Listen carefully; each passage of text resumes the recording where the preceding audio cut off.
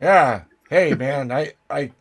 Hello, and welcome to this week's. What? What does the fox say? What the fuck is wrong with this guy, man? Pepperidge Farm remembers. It's me, Austin! Oh, son of a bitch! Yeah, that works. I like all right, it a lot. okay. All right, moving on. Hey, what about Tulip? And now for something completely different. It's a bold strategy, Cotton. Let's see if it pays off for him.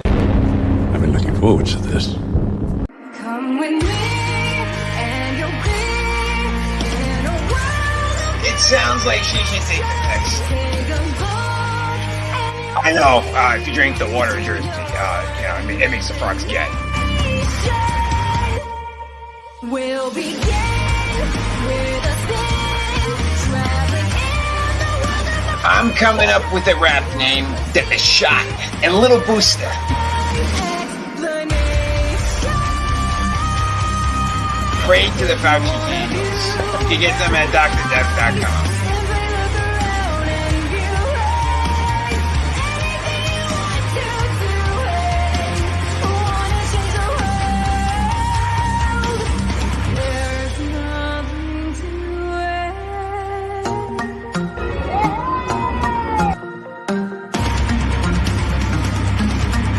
Sit your $5 ass down before I make change.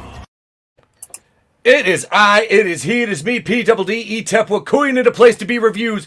Right back here with all of yous, even the Orthodox Jews. L'chaim, good Monday evening, the first Monday night show of the year. Happy New Year to everybody. Hail Keely, Chow, Tommy, and the Guinea Pig Collective, my fellow rogues. Make sure you're supporting all those rogue shows because it is Rogue Week, baby. Brutal Morningwood, the best name on YouTube. Frank and the Shawhan Wiener Dog Clan. Let's see. Tina Bojan. Good evening, Tina. Good evening. Tony Antonellis is in the house. Clone Geek says they delayed Morbius. Well, What? I did not hear that. I did not hear that yet. But yeah, Brightest Day. Hail, Brightest Day. What's up, my brother? Fun University. F you. Hello and F you all. Wait, Brutal Morningwood says, oh boy, I'm actually getting somewhere. I'm trying to hook up my second monitor. I'm going to have a stroke. Well, just relax, man. Relax. Eat an edible. Don't have a stroke. Don't have a stroke. Eat two edibles. But no, we got a great show. I got a bag of them right here next to me. But I just went to the dispo earlier. We have a great show planned for you. But before I get on to anything, I have to wish my co-host, probably my best friend, ladies and gentlemen, Tony ToneDef, 2 years on the show here. Thank you, brother, for everything that you do and you've done. I truly appreciate you, man. Bro, thank you. Thank you for pulling me into the YouTube game, seeing something in me, hearing my opinion, and whatever it was, I appreciate it because I look forward to every Monday night now. WWE took that away from me for a long time. Well, I'm glad you took the invitation when I had you come on, man, because we met in the comment section of the World Class Bullshitters group on Facebook, and I was like, I like this dude post some sick memes. I'm like, I like this guy's sense of humor, and we started bullshitting. Next thing I'm like, hey man, I got a YouTube channel. You should come on there sometime. I bugged for was it like a couple months, and yeah, you're finally like, all right, I'll go on there. And yeah, here you are 2 years later, man. I'm like, man, it's the beginning of 2020. It's a new decade. I can already tell that the 20s are going to be great. No pandemics, nothing like that. So I'm like, let me jump on the show and celebrate. Glad I was right about that. Oh, dude. And this guy's got a really good channel, too. The Clown World Review. Production values through the roof over there on all his videos, so you better subscribe. You're welcome, man. Thank you. And let me introduce to you next, ladies and gentlemen, he is the assistant regional manager, the Red Gaze. Hey, what's up? It's always good to be present for a blossoming bromance. Just reliving those moments with you, that gives me half a chub. I'm sure it'll be fully erect by the end of the show. Well, it's beautiful, man. It's beautiful. You know that's you guys have a story, right? And that's one of the rare stories that tells you the internet isn't always a terrible place. Sometimes you meet some truly good people. I'll be headed out to Vegas actually to hang out with Tony this year. So me and the wife are going out there to. Is that why you were buying all those tubs of butter? Yes, it was. I was like, Okay. look, hon, I'm like, you can go do whatever you want. I'm gonna be hanging out with Tony. She's like, I don't fucking care. Just do whatever. I'm gonna go see Thunder from Down Under. You heard her. I was like, whatever. I was like, they're all gay, right? She was like, I don't care. And speaking of dancing, Chippendales and whatnot, that's a perfect introduction and segue to our next member of the cast, filling in for Vinny, who we send our well wishes to. Get better, brother. We love you. Get better soon, Vinny. He's under the weather. Hail in the chat, though, to Angelus Draven, an awesome one, another monster. Thank you for joining us, Phoenix Animation. But ladies and gentlemen, our resident Chippendale, Mad Mardigan. Barber's mad.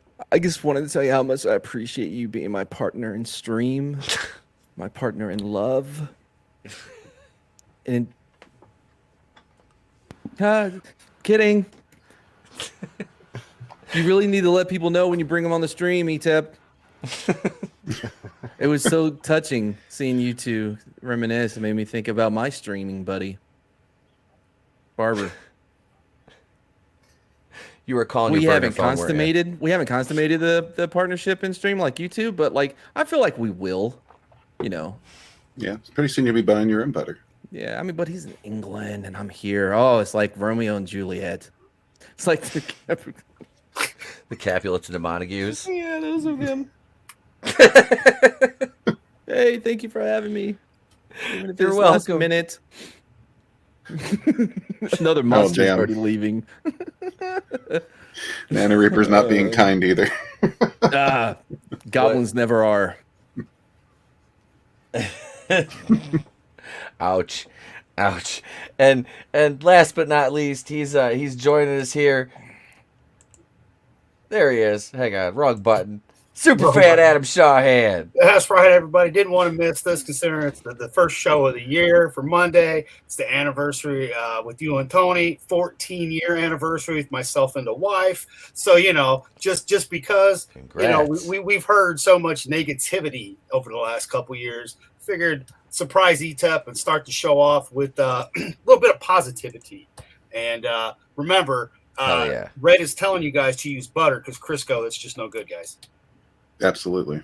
Yeah, that stuff gets stuck everywhere. You'll be finding it for days. Real quick, I know you already moved on from me, but I just wanted to remind everybody this was a last minute thing. I didn't normally my bit that I have when I come on here is a little bit more thought out, but that was like it was either that or I was gonna do like this thing with like these cards and be like, yeah, hey Vanilla, you honky. I never sampled anything, and then Vanilla's like, man, I kept my stuff ice because just like me, I added and then that's all I needed. But I went with the phone call thing instead. So, hey, now you got both. It was cute. It worked. It worked. I mean, because me, it's, hey, look, I got my voice back. I got the ETEP card sitting right here, the Pete Daddy Dallas. Got the Pete Daddy Dallas sitting right here, baby. Oh, yeah. See, I've met this guy. I've met him. And of course, it's the man with the plan and the Wiener Dog clan. I am here. I am feeling better. I'm about 92% people. So, after the last month plus, I'm just happy to have my voice mainly back and, be kicking it with everybody here. And again, just wanted to pass on that positivity because there's so much negativity going around that every now and again, it's just nice. COVID didn't break my marriage up. Super fan Pop Adam.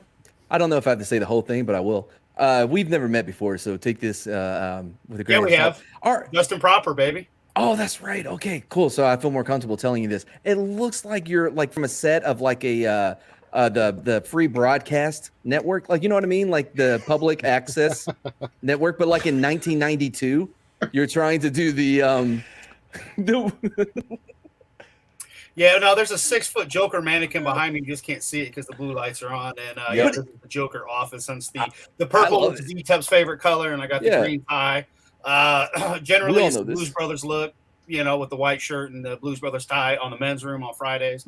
But yeah, you and me have met a couple times, man. Yeah. It's always been fun. Always, man. Always. I'm just surprised you're white. To me? There's I'm black adjacent. super fan. I mean, there's got to be a black super fan in some universe out there, man. Of course. This I mean, the alternate. It's the it's Superfan Prime. it's that new, Snyderverse coming, where I'll be black, Asian, Japanese. I don't know. Oh, I'm Adam so Morales? excited. I'm so excited. Adam Morales. I'm so excited to see all of them in slow motion for 3.5 hours. Yeah. Hey, you want to see somebody in slow motion, man? Listen, man. Come on, man. UHF, yeah, UHF, that's a good one. That's public access. Oh, dude, UHF is a great freaking movie. I got that DVD. That's slow I bought down, that DVD. Joe. Oh no. Horrifying. Slow Look at down. that. It's a turtle. Nice and slow. Oh, I was looking for a turtle. I was like, where's this turtle? I got him. Well, we're gonna jump right into our first main topic here this evening. Let's talk about Patton Oswalt. Oh, what a Chad. Nothing says alpha like Patton Oswalt. He's a giga Chad. He must have learned from Jack Murphy. Dude, I used to really love his stand up, and like I've heard a couple of interviews like with him and Pete Holmes, who like there was a time where Patton Oswalt was actually someone to listen to, and he had a lot of good insight. I don't know what happened. I guess Ghostbusters 2016 happened. Like that just ruined so many people. I don't know. I think he was going downhill before that. It's like a Kevin Smith type situation. Yeah. Oh yeah. He was in King of Slow Queens burn. with that small role. He had a very small role in that, but I think that's what started making his head get bigger. Well, one of his stand-up is so interesting because he's like, look, we support you in the LGBT, but please, can you slow down on the names and the acronyms? Let us catch up. Like, don't just keep changing it. I'm like, wow, that's really, poignant. And hey, Dave, it's been a while. What are your pronouns now? Yeah, I haven't seen you in a minute. Did they change? Now I'm still diplomatic immunity, baby. Right? Diplomatic. I had my Transformer cousin delete me off Facebook the other day. I was like, oh, she had enough. My mom's like, well, she's Nathan now. I'm like, no, that's still Caitlin. I'm like, it's fitting that her name's Caitlin. I'm like, that's fine. I'm guessing your cousin is a Septicon. Yeah, she's they're always doing that stuff. Nah, man, she's that one that had both the switches and shit. Both emblems. I mean, you were out of Facebook jail long enough for her to block you. Yeah, I was like last family reunion, like poking her. I'm like, come on, transform. And I'm like, turn into a plane. I kind of enjoy it when they can do a twist on their own, original given name. That I find that interesting, But the people are just like, oh, I was Caitlin, now I'm Nathan. Come on, get some imagination. Yeah, you're not putting any effort in this. I'm not going to put effort into learning it. That's where I was at. But Patton Oswalt didn't put much effort into. Well, he did actually put effort into apologizing for hanging out with Dave Chappelle, who is I think Patton Oswalt. I think this is like his inner racism projection here. But yeah, he took a picture with Dave Chappelle.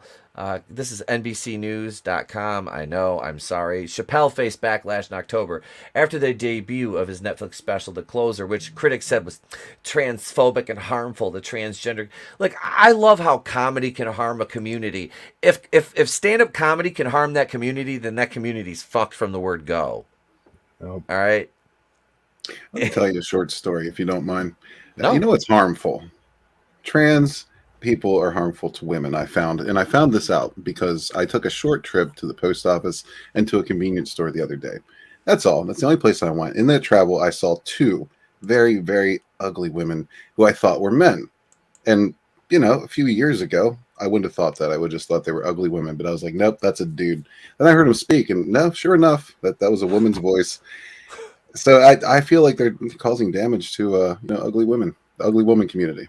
Yeah, the ugly woman community. I like looking at the positive side of this because now we're going to get some more competitive games in sports with men taking over women's sports, which a lot more blood.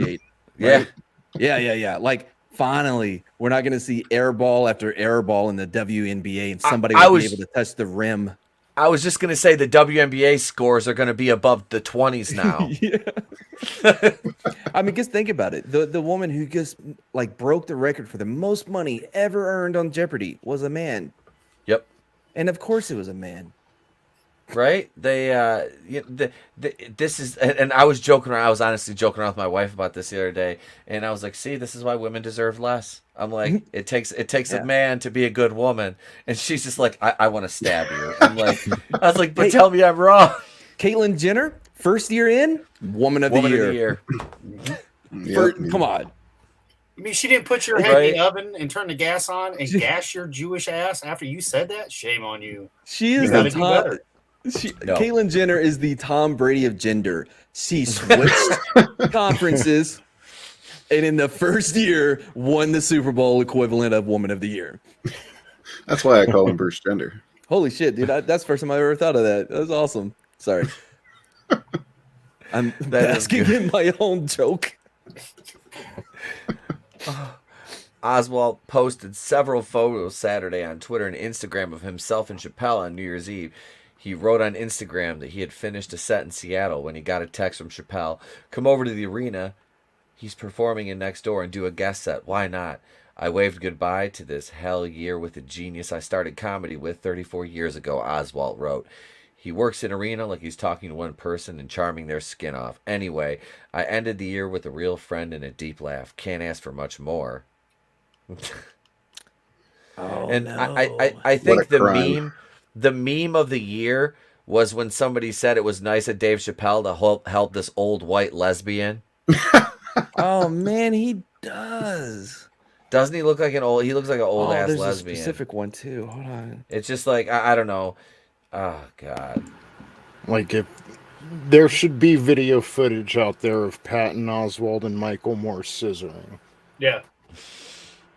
I'd put that in my YouTube intro. Oh heck yeah. God, it probably looks like this. Scissor me timber. I don't know. Yeah. Even more gross. Sounds like Xerxes. Actually, Patton Oswalt's got a whiny ass voice, so it'd be horrible to listen to. He kind of sounds like an old lesbian too. He does. He's got an old lesbian voice. I haven't heard any of his new, like his recent stand up, but I'm kind of curious to see how bad it's gotten. Because like he has to, there's just a like minefield that you have to walk through as a quote unquote woke comedian. Because who are you going to talk about? Just white people? Yeah, that won't get boring. Well, watch the South Park post-pandemic special, and I did. Jimmy's jokes are pretty much what they tell these days. Yeah. Oh yeah, I bet, huh? He's got to do a stand-up special called "Come to My Window." Yeah.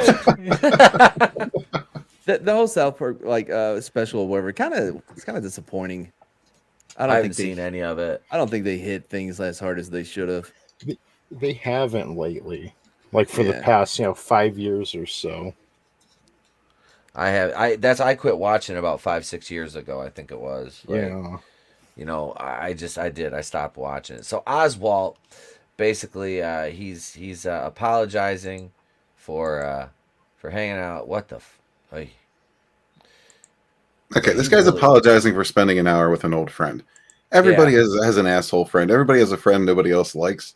Why is this any different? Just because there's a bunch of people he doesn't know don't like this guy, and it's a problem. Go fuck yourself. Well, the difference is millions upon millions of people love Dave Chappelle. It's not like it's that asshole friend. No, it's just like there's 12 people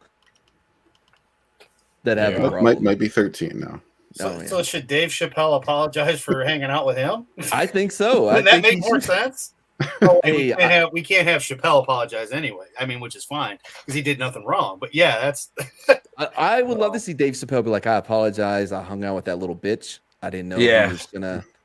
I didn't realize he was such a bitch. Yeah, it was a bitch. I just know he was that much of a bitch. Never knew he had his spine removed. He just starts playing Tupac. You wonder why they call you bitch to him. But no, I wanted to highlight this line, and this is in regards to the backlash Oswalt faced from people on Twitter, basically. And let's just say we're not going to. I'm not even going to call them people anymore because they're not. Okay, they're not. Excellent These point. these people on Twitter, they just live to be offended. They're not people. They're just, you could step on them like ants, Jake Hoyt. You could step on them like ants. Just boom, just step on them. Oswald added that he doesn't believe Chappelle is done learning, calling his friend a seeker. Okay, he's not done learning. Now, I'm not the first person to bring this up, but that is severely coded language for re-education. Yes. Well, I mean, but not that, not just that, but also the arrogance of like he's not at my level of understanding. Yes, you can't judge him by the same standard, right? Mm-hmm. Because I have been awoken to the real truth. Yep. Yeah, like he'll grow up one day. He's less evolved. Mm-hmm. What a racist. And that's the thing, is like that basically, if anybody from the other side did that to a black person, said that regarding a black person's opinion or take on something, they would be just destroyed. And Patton Oswalt, everybody's like, well, no, it's okay because he's of the right thing, you know? And it's like, is he though? Yeah, it all depends on the black person. But if it's a black person that thinks for themselves, then yes, that's a problem for them. And this is a discussion Tony and I had earlier. Dave Chappelle's not exactly a conservative himself. I mean, he's Tony, I'll let you elaborate on that a little more. No, I mean, like, his best friend is LeBron James, you know, like, listen to what he has to say about Candace Owens. So, you know, I'd want to say in a way this is the left eating the left, but it doesn't work if you're unapologetic, and Dave Chappelle is unapologetic. He doesn't give a fuck what you think. He knows he has his fans, and he doesn't let it shake him like so many other cowards out there. The only reason he's not considered left is because the left has moved so far left, they went past his leftness. Does that make sense? But see, here's the thing about like the whole, like if somebody on the other side would have said this about a black, well, they wouldn't, because for the most part on, I guess, this side is not about attacking people, it's about attacking or addressing ideas or criticizing ideals and ideas that they have. Yeah. While on their side, it's all about attacking the individual. Yep.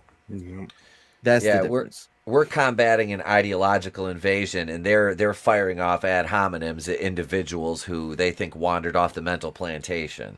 Exactly.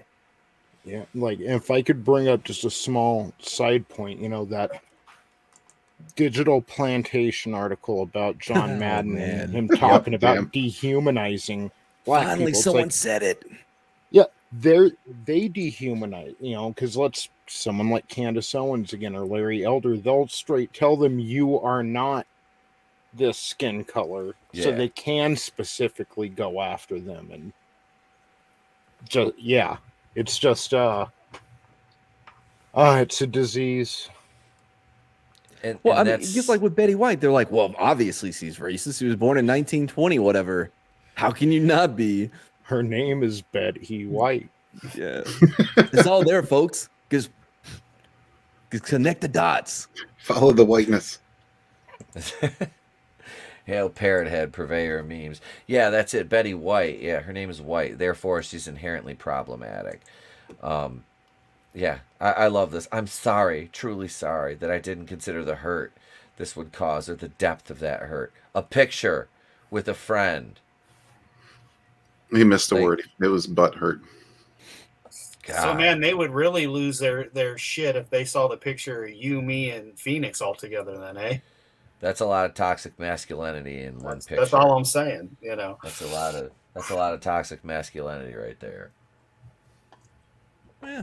You know, I mean, yeah, this Patton Oswalt, but like I said, he's a swarmy little weasel anyway. I mean, I don't think he has much of a spine to begin with, so of course he's gonna just waffle and fold like a freaking house of cards in a hurricane, you know? Yeah, I mean, would you expect any less? No. Not out of him. I mean, and it's like I said, it just goes right back to the play. Oh, you're basically you're showing your hand, because what you're saying is you're disparaging this man and saying he's not inherently as smart as you because, like you said, he's not as enlightened. And it's we all know why. Nod, nod, wink, wink, says Oswald through his coded language, and it's another one showing their hand, and nobody, nobody's really. I mean, there's people that are saying shit about him. So, but I mean, not enough to where it's going to affect anything. People aren't going to be like, well, maybe we should reconsider this, way of thinking. It's you, but you have to do it whenever you can, because if you don't point things out like that, nobody's going to notice them. Yeah, and to be fair to Mr. Oswald, I don't think he, means that. I think he's got a lot of respect for Dave. He knows Dave is one of the greatest comedians alive today, and the guy is really smart. It's just this is what happens when you say a bunch of bullshit you don't believe. Yeah. You slip up and start saying things that could sound pretty bad in a certain context. So it just speaks to their fake narrative. Mm-hmm. Yeah, when you're always worried about what you're supposed to say rather than just saying what you feel. That's what happens when you play the Hollywood game, man. Yep. Yep. Yeah, that was I like I said, I saw that this morning and I was like, I almost did a video about that, but I went with Superman getting pegged instead. That was bad enough as it shows was. Where your mind is. Everyone's a little gay in jail. All right, I don't hold that against them. Right, it was gay out of necessity. It wasn't. It was situationally gay. It wasn't like he was like, "Hey man, we're gonna hook up when we get out," or what. No, he's like, "Motherfucker, don't ever look me in the eye again."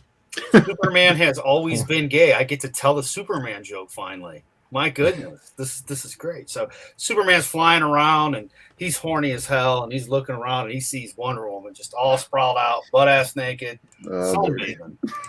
He's like, man, I could just swing down there and hit that shit. And so he's flying around thinking about it. So he does. He just, quick as a speeding bullet, right? Bam, bam, taps it, leaves. Only problem is the Invisible Man's there, and she's like, "Did you feel it?" He goes, "Yeah, my asshole's killing me." You're old, Adam. You're old, right? Yeah, I rode the bus in 8th grade too. So long, gay boys. Oh, that was a little uncalled for. But it is what it is. And all I can think of with the Pat Oswald thing is the SNL skit that it's Pat. Is it a guy? Is it a girl? It's Pat. It's Pat. Oh, that would not go over well today, now would it? No. Not Even though one it's more true than ever, and you had the Invisible Man go, Hey, where's the cream filling? Oh, where's the old lady? Where's the beef, baby? Oh man. Was it on here that we got in a whole conversation about how like Superman would have to have some type of like kryptonite Prince Albert to like keep him from like shooting come through? Yeah. No, was that here? No. Oh, well. No. Hale, what about? What's going on, brother? Yeah, no, it wasn't. That was not here. But I would think that. Well, we settled on a kryptonite cock ring would pretty much handle the issue. That'd keep the beast at bay, I would think. Yeah, I would think so. We'll be right back with our second mate. Oh my! Now comes the part where we throw our heads back and laugh. Ready? Ready!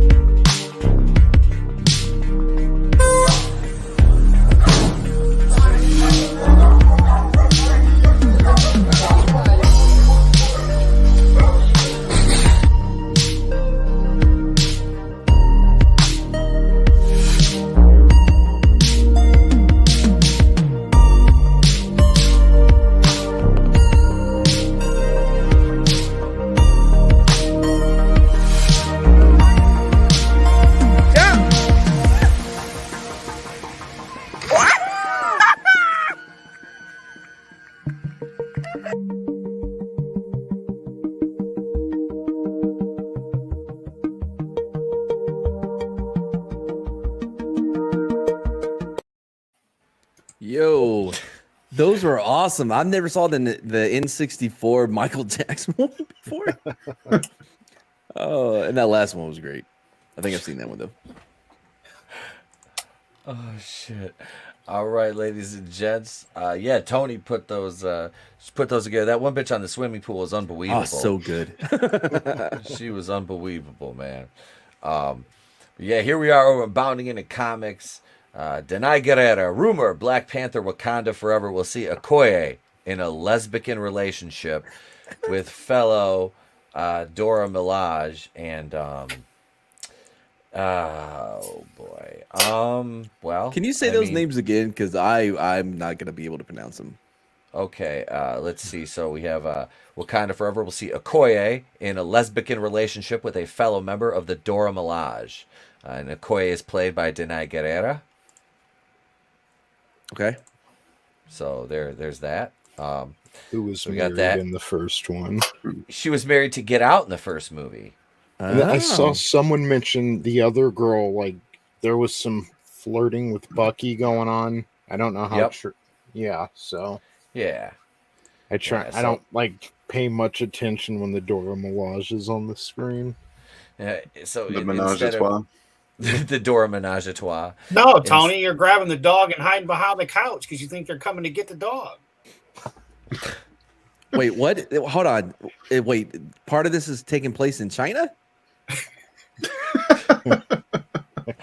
It's a wet market. There's bats there. I can't wait to. Well, obviously they get around. They were at that wet market in Black Panther when they went to get Claw because Denai Guerrera had that old Chinese woman that was out slanging squids outside. So now she's going from slanging squids to being one of The lesbian! I just want an excuse to play that. Yeah, you did. Yeah, you did. But I it's okay. did. Because you know what? I guess because she's, with The Walking Dead being over, it's a good thing because this could kind of kill people's like for her as an actress, possibly, depending on how bad they do with it. I have no faith in it. And I mean, why? Why does it matter? We don't care. I mean, let's be honest, right? Do you really care if she's going to be a lesbian or not? I mean, it's not going to make me want to watch it or not watch it anymore. It's Marvel. I don't care. I think all of us really are just wondering, like, is that a bald cap, or is like that not her real hair in The Walking Dead? Because both can't be true.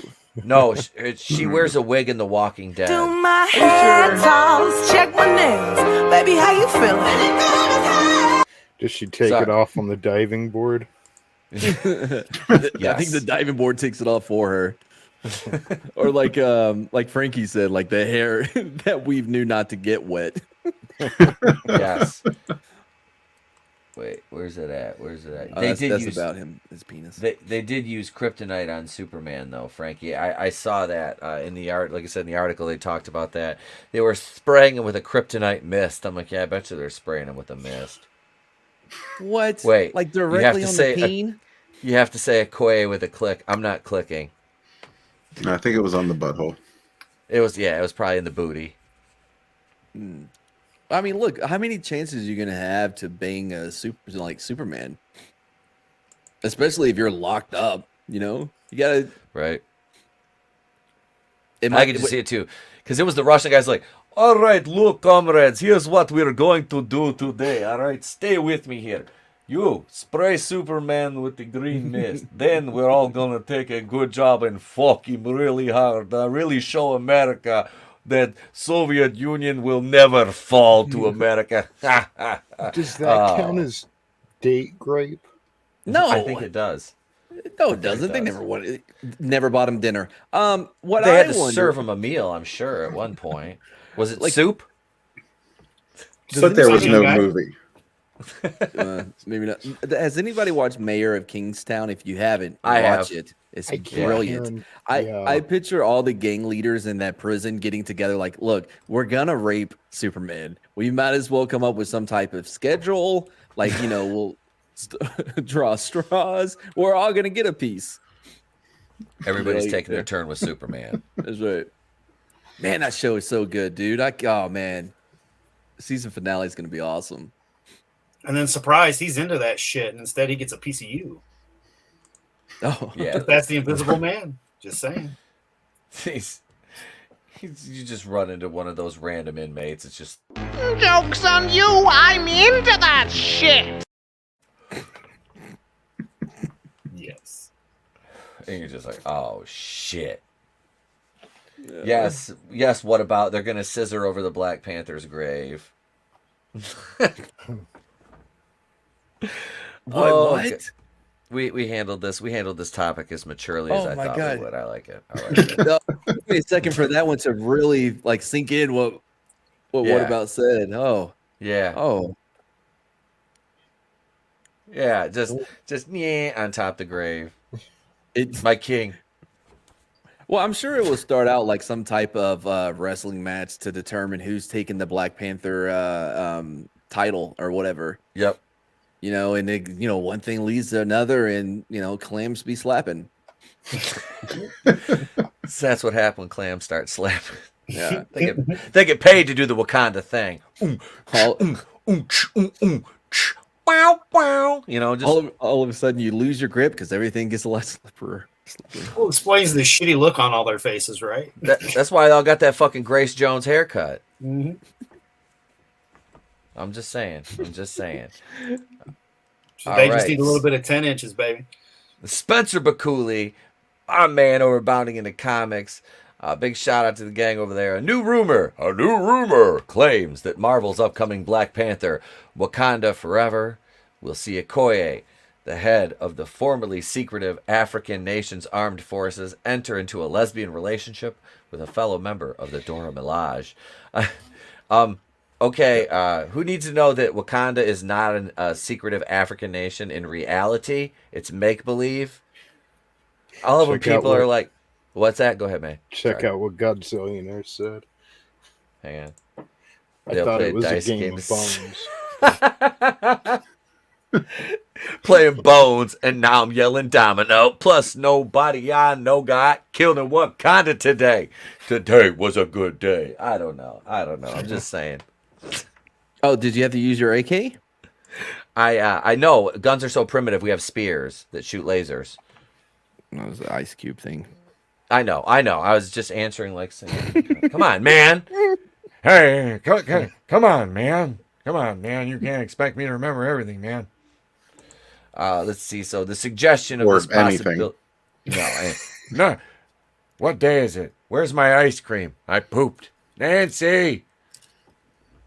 The suggestion of this possibility comes from a noted film scooper, Daniel RPK, via Twitter, the appropriately named Black Panther News fans account, who reportedly shared this with his Patreon subscribers. Okoye will have us. Imagine paying for this kind of information. Like who the fuck? Like, I'm paying you to tell me that there's going to be bald lesbians in Black Panther 2. What the fuck am I supposed to do with this information? Wait a minute. Didn't we have a board on that? Who had gay lesbians in Black Panther 2? Somebody did. There's I think everybody did. Somewhere. There's got to be a board somewhere. There is. There's a board somewhere. I swear to God. Like, what the actual funk? Man, if there's not, from here on out, ETEP, that's it, man. We're gonna, dollar a square and just come up with some crazy ass shit to see who cyber dollars even. Don't gotta use real money, man. Monopoly money. I don't care, but yeah, I could see you and Tony especially coming up with the board and some of the ideas, let alone with all the people that we know. Yeah, that could be fun. Godzillionaire brought it back in with, "It was a good day. Didn't even have to use my Okoye." See, there you go. Oh, Godzillionaire, man. Let's see. What have I got for you? Right here, man. You've got to do better. I don't think you can do any better. That was great. That was pretty good. That was great. That was a great one. That GIFs, Twitter. Sorry. No, I was just gonna say, when you're playing the GIFs, like, it hopped in about like a third of the way through the bumper, but the short GIFs aren't playing, and like my mic isn't muting or anything, so if I talk over them, my bad. Okay. I just like my setup is like glitching over on my end, so right. It's not muting me out either whenever they. So it's ETEP's fault. Don't even worry about that, Tony. Fuck yeah. I can't get over the Twitter handle that he picked. What was it? It was the Black Panther News fan account. It reminds. This is a Black Panther. Black Panther. Black Panther Black news Panther fan news fans account. Yeah, it reminds me of the dojos back in the Dojo Wars in Chicago at Count Dante. Like one of them was what was it? It was the oh yeah, the Green Dragon Society's Black Cobra Hall. Like I would have joined that. Yeah, right. Oh, Count Dante, he had a lion at his dojo. Holy shit, was he Joe Exotic? Well, dude, one time it jumped out the window and landed on a horse, like the lion did, and people saw this. It was crazy. Oh my god. Gotta feed them lions, yo. I'm fucking It telling pissed you. everywhere. Look at, she's like, my queen, you got extensions. Will you share? She's got a fucking head tattoo like Bam Bam Bigelow. Oh She's got yeah. that look on her face like, just wait till I tickle your belly button from the inside. Whoa. Look at, fucking what about, it's still real to me, Yes. damn it. Wakanda forever. Oh, I saw that one too. That's great. Man, that clip is just classic. It is. I bet he's dead now. He probably is. It's Just like been mass years. transit. If true, Okoye's new relationship would stand as yet another sexuality swap, or at least an after-the-fact reveal of bisexuality in the MCU. Though this time, surprisingly, it happened within the same universe rather than the jump from comic book page to silver screen. As seen in the first Black Panther movie, at the time of Killmonger's attack on Wakanda, Okoye was married to T'Challa's friend, Get Out. I'm a His strong best believer friend. that all women are bisexual anyway. I was talking about this last night. I'm like, all women are bisexual in college, just so they can fucking talk about it later. Like, oh my God, Z's, I'm gay. And like, no, you're not, Becky. You got drunk one night and made out with your fucking sorority sister. You're not fucking gay, all right? Yep. And all bi men are just easily like tricked. Like they're gay. Yeah, they're like well, I'm sorry. I think they're very easily like you know, like if a Mormon comes to their house, they're like, no, tell me more about these magical underwear pants. Like I'm in, you know what I mean? Like they could be tricked into Scientology, into anything. You get tricked into sucking a dick, you can get tricked into Scientology. Yeah, that's for sure. I've you know, there's never been a conversation I've been in where I'm in fear at the end of it that there's going to be a dick in my mouth. I'm like, that's not a fear I've ever had, because I'm like, I'm steadfast in my beliefs that if I just, you know, stay the course, that I won't end up that way, you know. It's it's never happened. You've told us though before about the one fella that you know that is gay, the wrestler. Yeah, exactly. So I mean, like, it was fucking Lodi from WCW. So Why do there I you know go, that name, right? So I Lodi? mean, he's the one that used to come out with the leather pants on and the fucking That is goggles, not- the steampunk goggles. Leather pants is not like Oh no, narrowed it looked down terrible. for the 90s. No, it does not. It doesn't. WCW Yeah. Lodi. Yeah. I mean, Lady we're strong Lodi? enough in our sexuality to be able to say, like, look, I'm not putting a dick in my mouth, and I don't want some guy blowing me. I know that. Sorry, just I know not my exactly cup of who tea. that is. He's like, so I've ended up at the wrong end of a blowjob a time or two. That doesn't make me gay, does it? I'm like, yeah, actually it does. Yeah. Actually it does. The fact that you said you ended up at the wrong end of one, that's you're gay. Boom, gay. Yeah, the wrong end is the tip. I mean, Yeah. like Yeah, right. like him and Jericho together. It's like, bro, Jericho was playing a character. You're just being you. Yeah. Yep. How come every time we talk about Black Panther, it devolves into a oral sex argument? I know, this is so fucking weird. Can we talk about the bald lesbians again? Look at Michonne's ready to kill Get Out. Jesus Christ. Just because some old white people wanted to transfer their minds into their bodies. Though two swing down sweet chair. Anyway, though the two found themselves on opposing sides during the film's climax, and Get Out eventually surrendered because they have to emasculate it. That's another thing. They have to, like, it's another one, like, in a movie about a strong black character, they're like also going to emasculate another black character in the hopes you won't notice. That's because that's the way I see it. That's basically what they did to him. Like, I don't know. I like when what's his name, Winston Duke, M'Baku, the mountain tribe guy. He come out and he just hits him with his fucking thing and he goes flying. I'm like, that's fucking hilarious. Like the one of he just picked him up and threw him. I was like, he was like a small child. It was great. I really like that actor. I was like, I got to see him in more stuff. Like I liked him in Spencer or whatever that fucking Mocky Mock movie was. I liked him in that too. I think he just has He's a funny. presence on screen, dude. Yeah. Like he's funny. I hope he Yeah, does more work. M'Baku's one of my favorite characters of this branch of the universe. Yeah. Well, we can only have a strong black male character, and then the other was strong is gonna, and plus she's got the spear there, and she's saying no means no. Yep. I mean, Look at you, toxic male. He's like, I mean, McQueen. I mean, we can sit here and make fun of it, and as I've said, I feel that as sad as it is to say, the Black Panther movie was just shit. Yeah, oh, it was fucking terrible. It was fucking terrible. A better Black Panther movie than the Black Panther movie. Yeah. Yep. Yeah. But he already learned all the lessons and grew so much in Civil War that they just like with Loki, like with Loki. Hawkeye or Winter Soldier, like all of their shit. Like they always have to reset them because they have no idea how to tell a story about. Oh, and Spider-Man too, by the way. I like the last Spider-Man a lot, right? Yeah. But he learned a lesson that he came into Civil War already knowing. Yep. But that's something else. But they don't have any. It's like, well, our creativity's on E, so fuck it. This is. Well, go ahead. I was gonna say your video earlier today with you and Tony that you did, because that one I did and I left a comment in there. But it's almost like it's like the Star Wars, right? The new Star Wars is not meant for fans like us. Comics back in the 90s relaunched with X-Men and Spider-Man, right?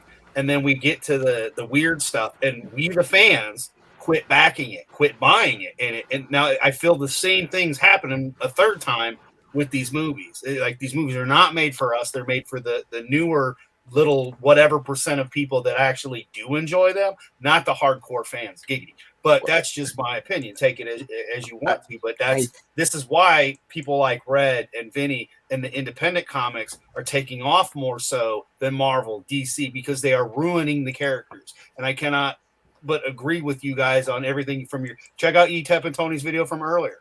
It was a great, I think it's about 20 minutes long, but it was really, really good. But that's just how I feel. I don't know, I'm 46, but I've been back in comics since the 70s. So that's what I started off with into the 90s and everything. But that's where I see the movies headed now, and it's sad. It really is. Just like I said, does anybody really care if we have lesbian moments in this movie? I don't. I just want a good movie. No. I don't want hetero moments. I'm not watching this for romance. Right? I don't want anybody banging. I want them banging like heads, like the tips. But what I was going to say was that docking. I think, oh man, like you could find a circumcised. The phase 4 of the MCU, I think, is suffering from the 50 Shades of Grey problem, right? Yeah. Hear me out. So 50 Shades of Grey started out as fan fiction over Twilight. Yep. So when you base garbage on top of garbage and then you make your movie out of that garbage, how you can't be surprised when it turns out as garbage. You know what I mean? Who thought 50 Shades of Grey was going to be good? No one that knew anything about, I don't know. If I'm not I'm sorry, dude. I was just, if I'm not mistaken, I think Twilight was Harry Potter fan fiction, and then so it's like cloning a clone. See? You make 50 Shades fan fiction too, and that's fucking right. paper thin. Yeah, for real though, like because if you look at this, all the comics are being written basically as validation for these movies to say like, no, everyone's gay. It's always been like that. It's canon. Look at the comics. From the past 2 years. But they'll go back past that, or you're gonna find it being, different. But that's all it is. This is validating these movies and these ideologies, but whatever. I like my 50 Shades of Grey rant. I'm gonna write that one down. That was good, actually. Hail Adega Outlaw. Welcome, Doc, man. Have good to have you here. I find this just hilarious that when we're talking about Marvel movies, this is what they feel they have to trot out first. Not, hey, there's going to be a new villain, or that we're going to introduce new characters, or possibly a new world. No, it's, hey, these two bald-headed chicks are going to fucking scissor each other while Chala's fucking in the spiritual plane after he couldn't get any more purple drink. I don't fucking know.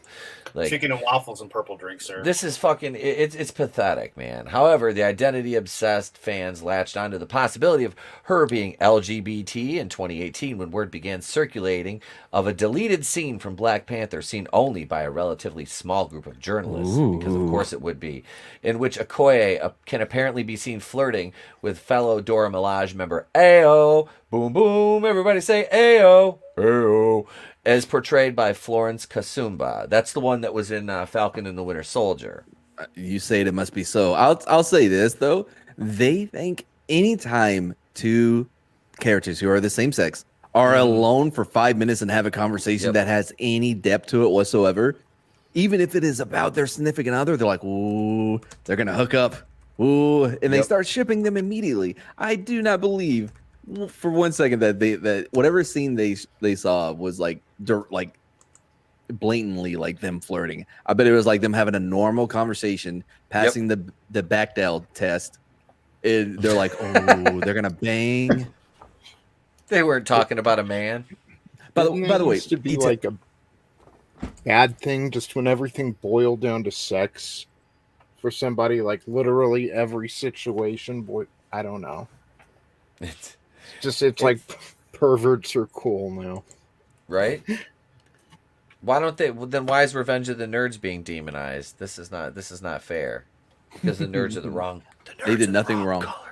They're the Same wrong as Back color. to the Future, though, man. I mean, like, look at the classics that have gotten attacked, and this is the crap they're coming up with. It's lame. Yeah. And again, I find it funny because Spider-Man did, and I know you haven't. I know that's on the agenda still. I hope. Yeah. The box office, but I still feel it did as well as it did because it didn't play on HBO Max or any. You had to. Oh, absolutely. I still haven't seen it because, as you know, like I said, I'm about 92%. I'm hoping this week I'm going to actually get to go see it because I really wanted to make sure I was feeling a lot better. And as the day has gone on, I keep feeling better and better and better and better, and I'm able to do more. And the last thing I want to do is go out and get sick again. But yeah.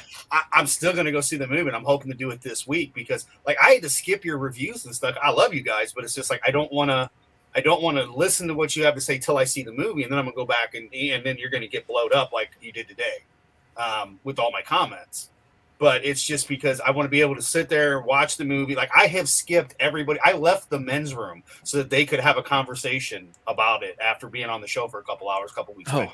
Because I'm like, I don't want to hear anything about it. I'm bouncing by, and that's how it's been. I've just stayed kind of off YouTube. Plus, as you guys know, still getting better. But at the end of the day, I still want to see this movie. Like I talked with you, Pete, before. I couldn't wait to see the second Venom movie because I watched the first one with you when we were at the hotel for the Comic-Con and stuff. And that was my first time seeing it.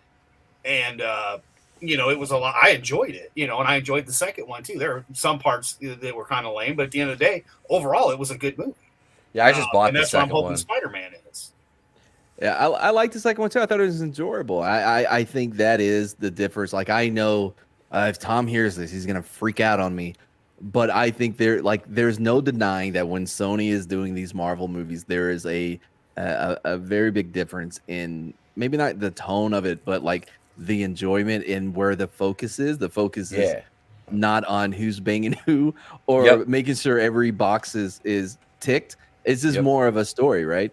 Like when the Book of Boba Fett came out, I asked my girlfriend, I was like, hey, do you want to watch this with me? Because I have to watch it because I'm on here and shit. She goes, I don't know. Was it made by Sony? Maybe. Nice.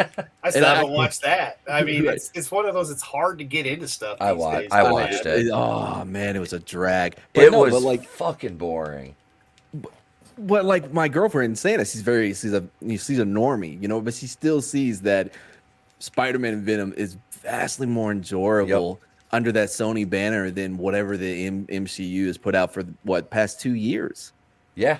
So I mean. Oh, you're fine, brother. Go ahead. No, I was just, like, I don't know how people can argue like, no, Feige's his hands are all over that on Spider-Man and Venom. Really? Yeah. No, he's not. Then what accounts for the difference? I'm just saying. Yeah. Taste. Yep. You're right, a Dega Outlaw. And Tony and I were talking about the whole Kevin Feige thing earlier. About how he's not the genius everybody thinks he is. He's basically Tony. Go ahead. I'll let you describe it. What, like the Vince McMahon syndrome? Yes. Yeah, Exactly. look, we've hit stage 2 of Vince McMahon syndrome. It's a self-diagnosed, or like I diagnosed him with this. All right, I coined the term Vince McMahon syndrome because you reach a certain level of success where you stop listening to the fans and taking fan suggestions and kind of going with the flow, and instead you start moving against the grain, thinking you can tell the fans what they will enjoy and what entertains them. But now that's stage 1. Stage 2 is when you start inserting things in the product strictly for yourself, things that only you will find funny. Now, WWE is notorious for this, but we reached this in the MCU with the Captain Rogers play. Like, only Kevin Feige thought that was funny. And even some of the most ardent MCU supporters out there and Marvel fans were like, I liked Hawkeye, but that end credit scene was kind of disappointing. Like, nobody enjoyed it.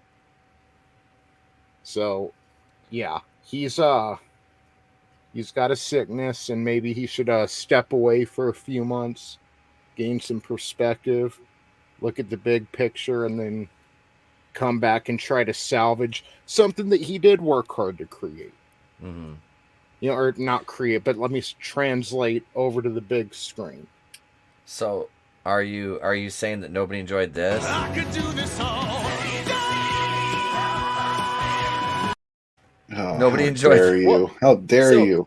It didn't bother me as much as other people because of the way Jeremy played it off and his reaction to it. I thought it really emphasized his PTSD that he's working through, to see how they took such a dramatic event, and like a massively dramatic event in his life, and they minimized it and just made it into a caricature of what really happened, into this dumbass play, and he's having to sit there and suffer through this, and you know what I mean? It wasn't so bad incorporated in the story, but as an end credit scene, I guess it was just I didn't see I didn't finish the show.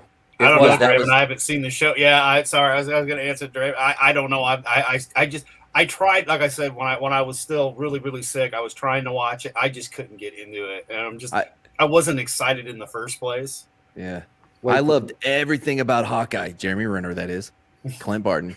I loved all 5 minutes he was in the first 3 episodes. But I just got tired of yelling, use your weight against her, lean on her. Why are you? A dude walked up to her.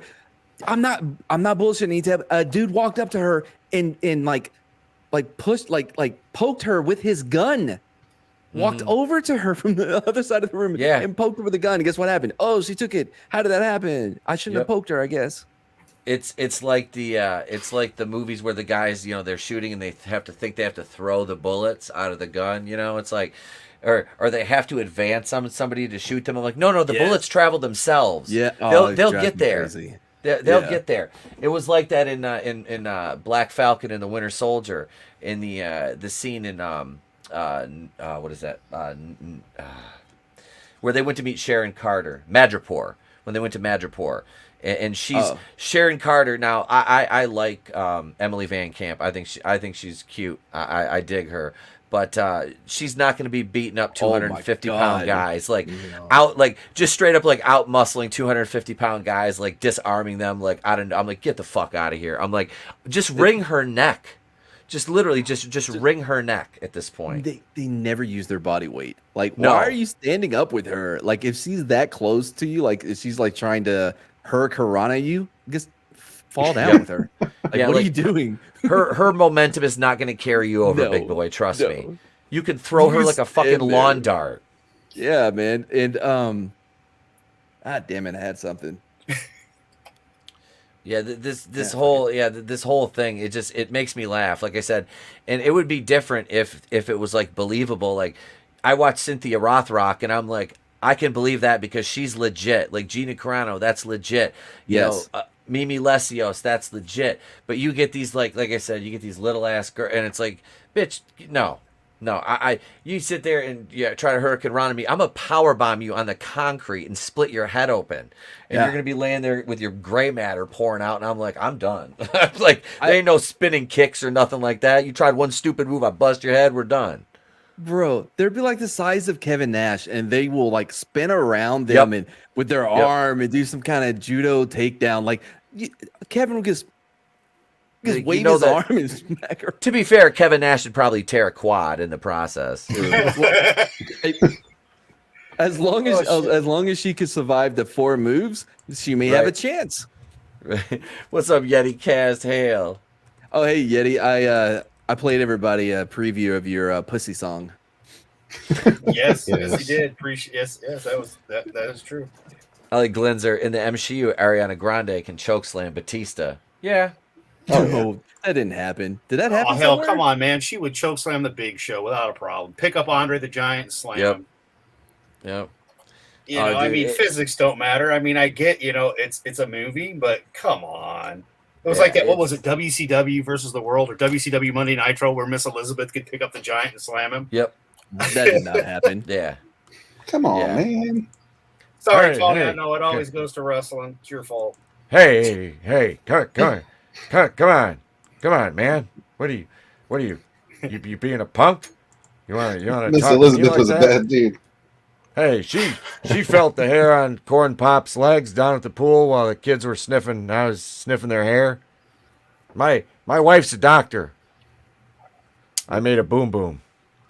True, but I'm at a job under pressure. Sure, but I under pressure. Under pressure. I want to fly like Geneva.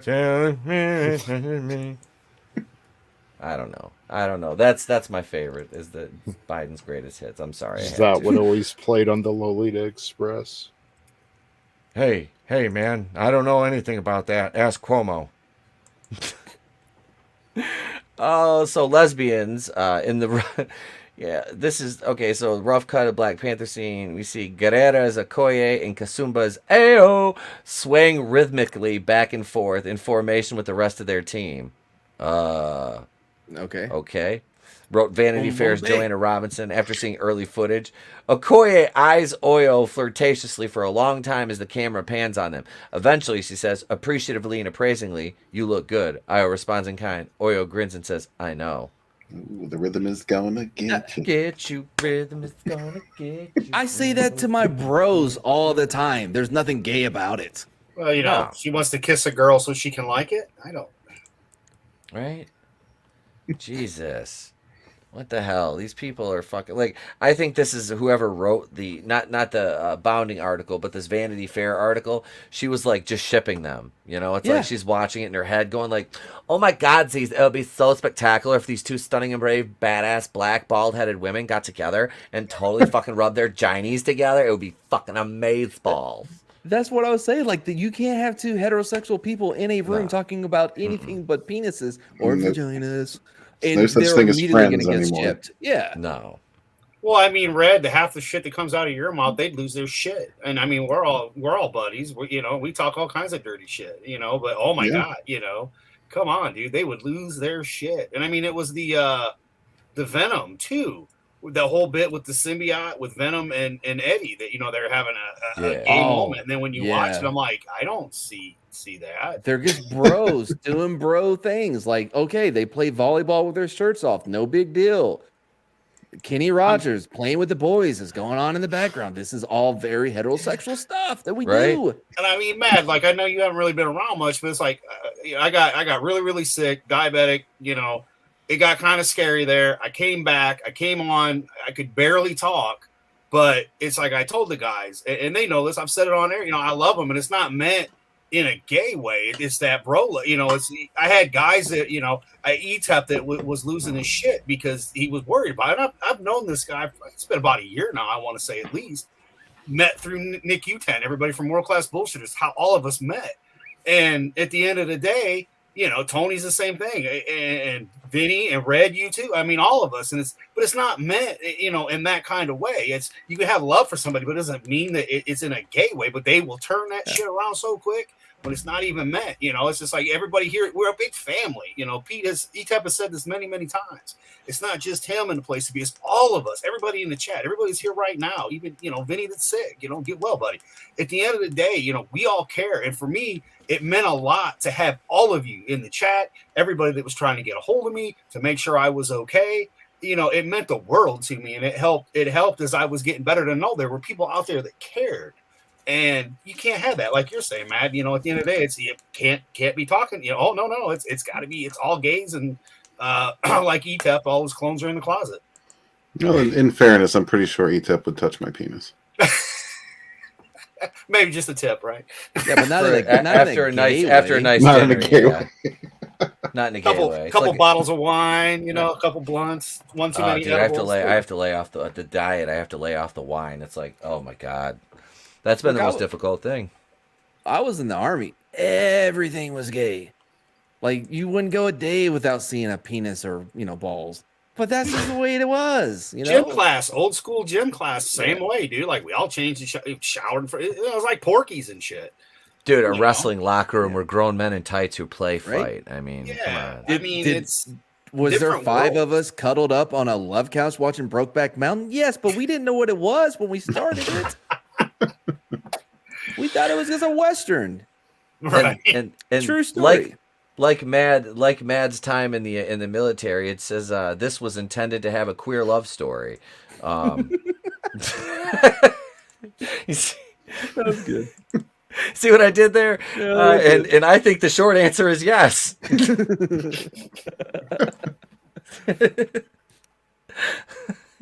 I know there were quite a few conversations around different things, probably watching Brokeback Mountain, different directions with different characters and characters that we may have. He explained, thought maybe this will work its way with an arc or that with an arc or not with an orc because orcs are racist. But so if any of these folks get owned in the movie, is that the equivalent of the old game, Smear the Queer?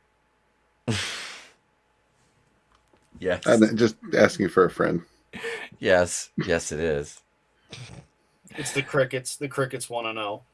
Oh, I just like that the word queer has made a comeback. I love the quote. Go up just a little bit more. Right here. The scene you're talking about, I don't remember. I can't remember the exact exchange you're talking about, but I think it was really brief. I'm not sure. In other words, you're making this up in your head. Yep. That's not what was on film.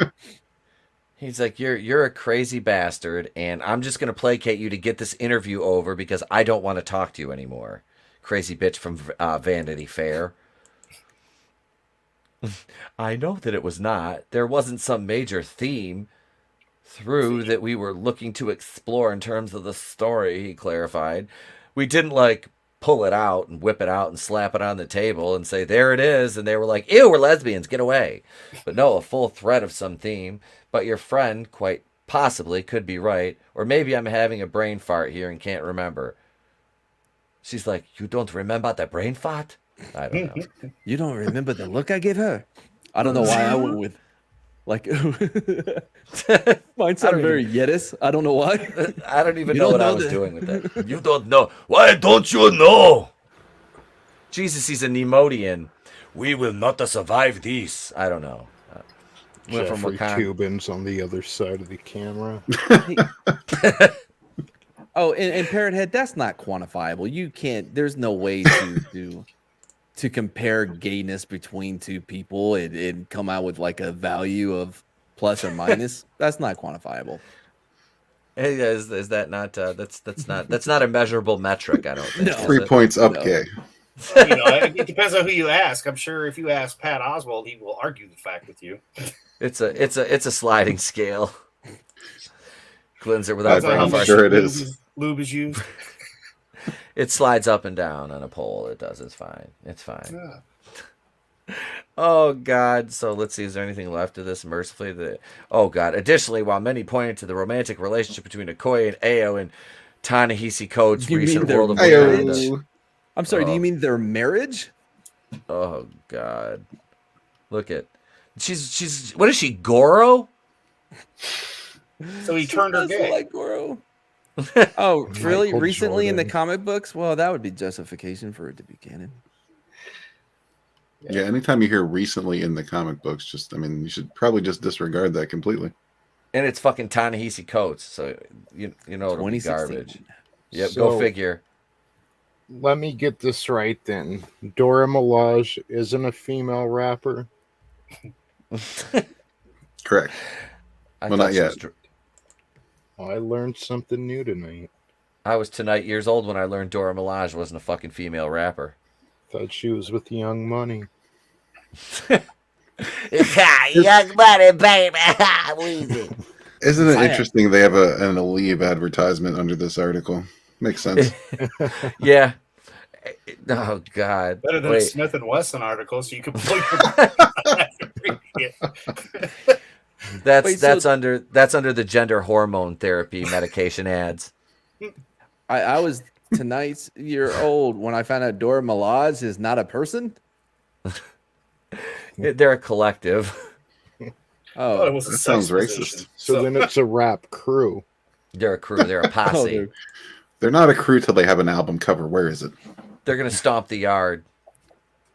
Wasn't that a movie? straight out of Wakanda. Bunch of bitches looking like Grace Jones.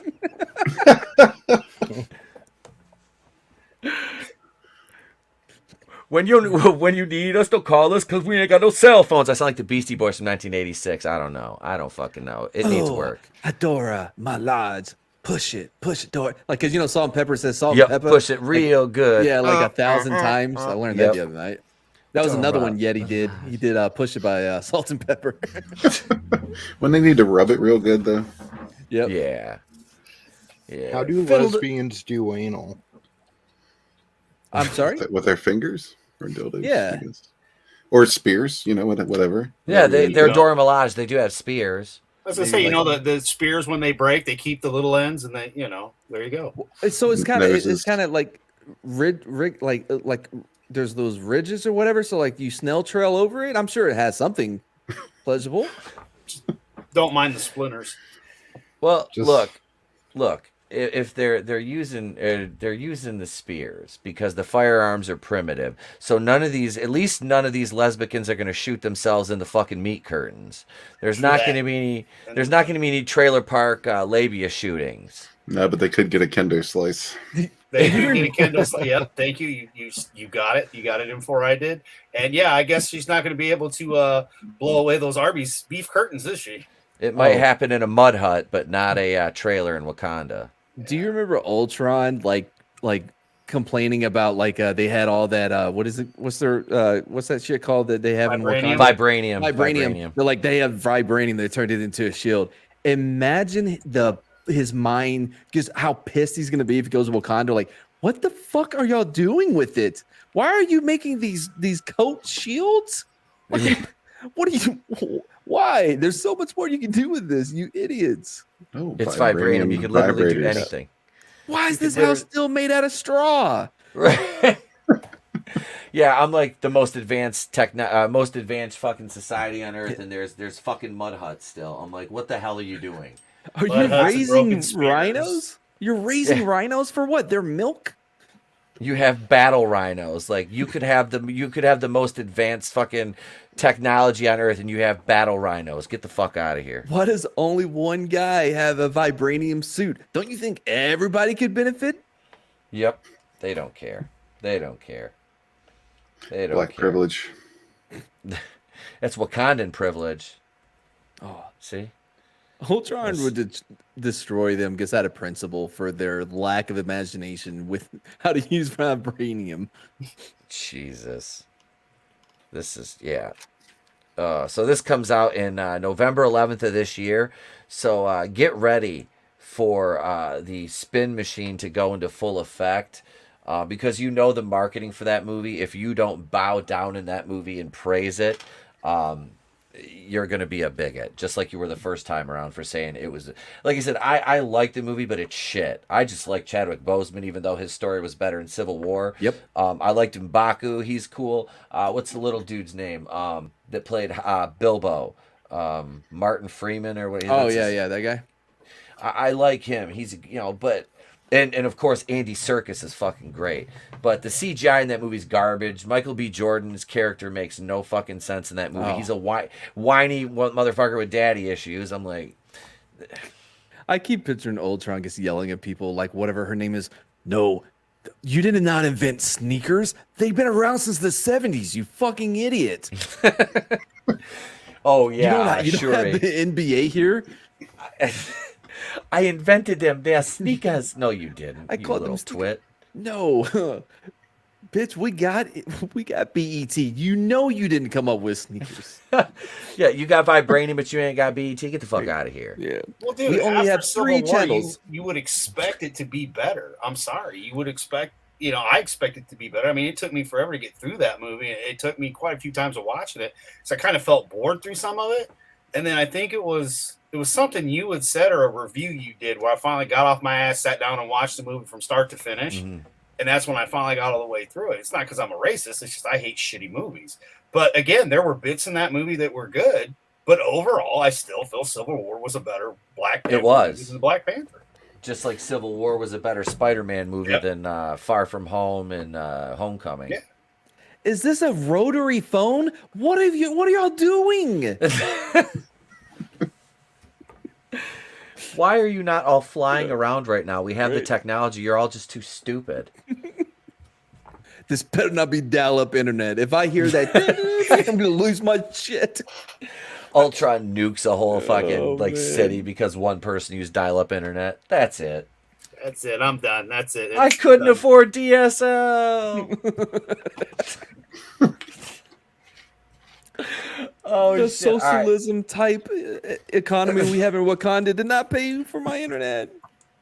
Oh God, let's do some more memes here, and we'll queue up our main event topic, and we'll go from there. So let me. Oh man, come on! Well, I guess you're doing memes. You're the host, but I'm sorry. I would have led with Wakanda Land. I should have played Wakanda Land tonight, but I'm It's saving. all good. I'm not trying to be a dick. I mean, I'm not what even supposed to be here, and I thank you for letting me come. But I was just like, man, after that talk, that's almost. But you've got your stuff, man. You always do such a great job. Tony, so thank you for always putting in. 2 hours later. Everyone asking Ultron for his aim screen. I love name. you, Adam. Oh That God! was All right, Airhead. let's see.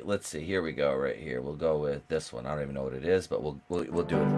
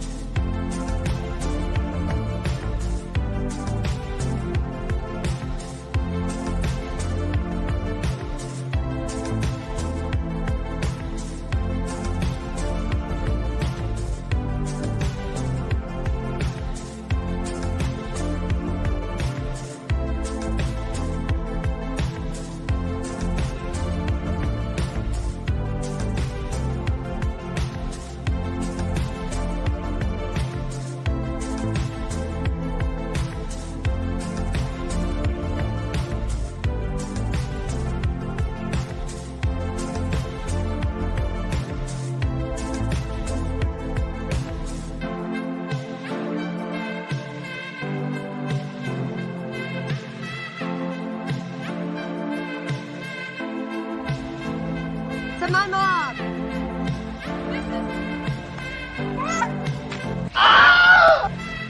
the #1 song for the 10,000th week in a row. Hiya, hiya, hiya.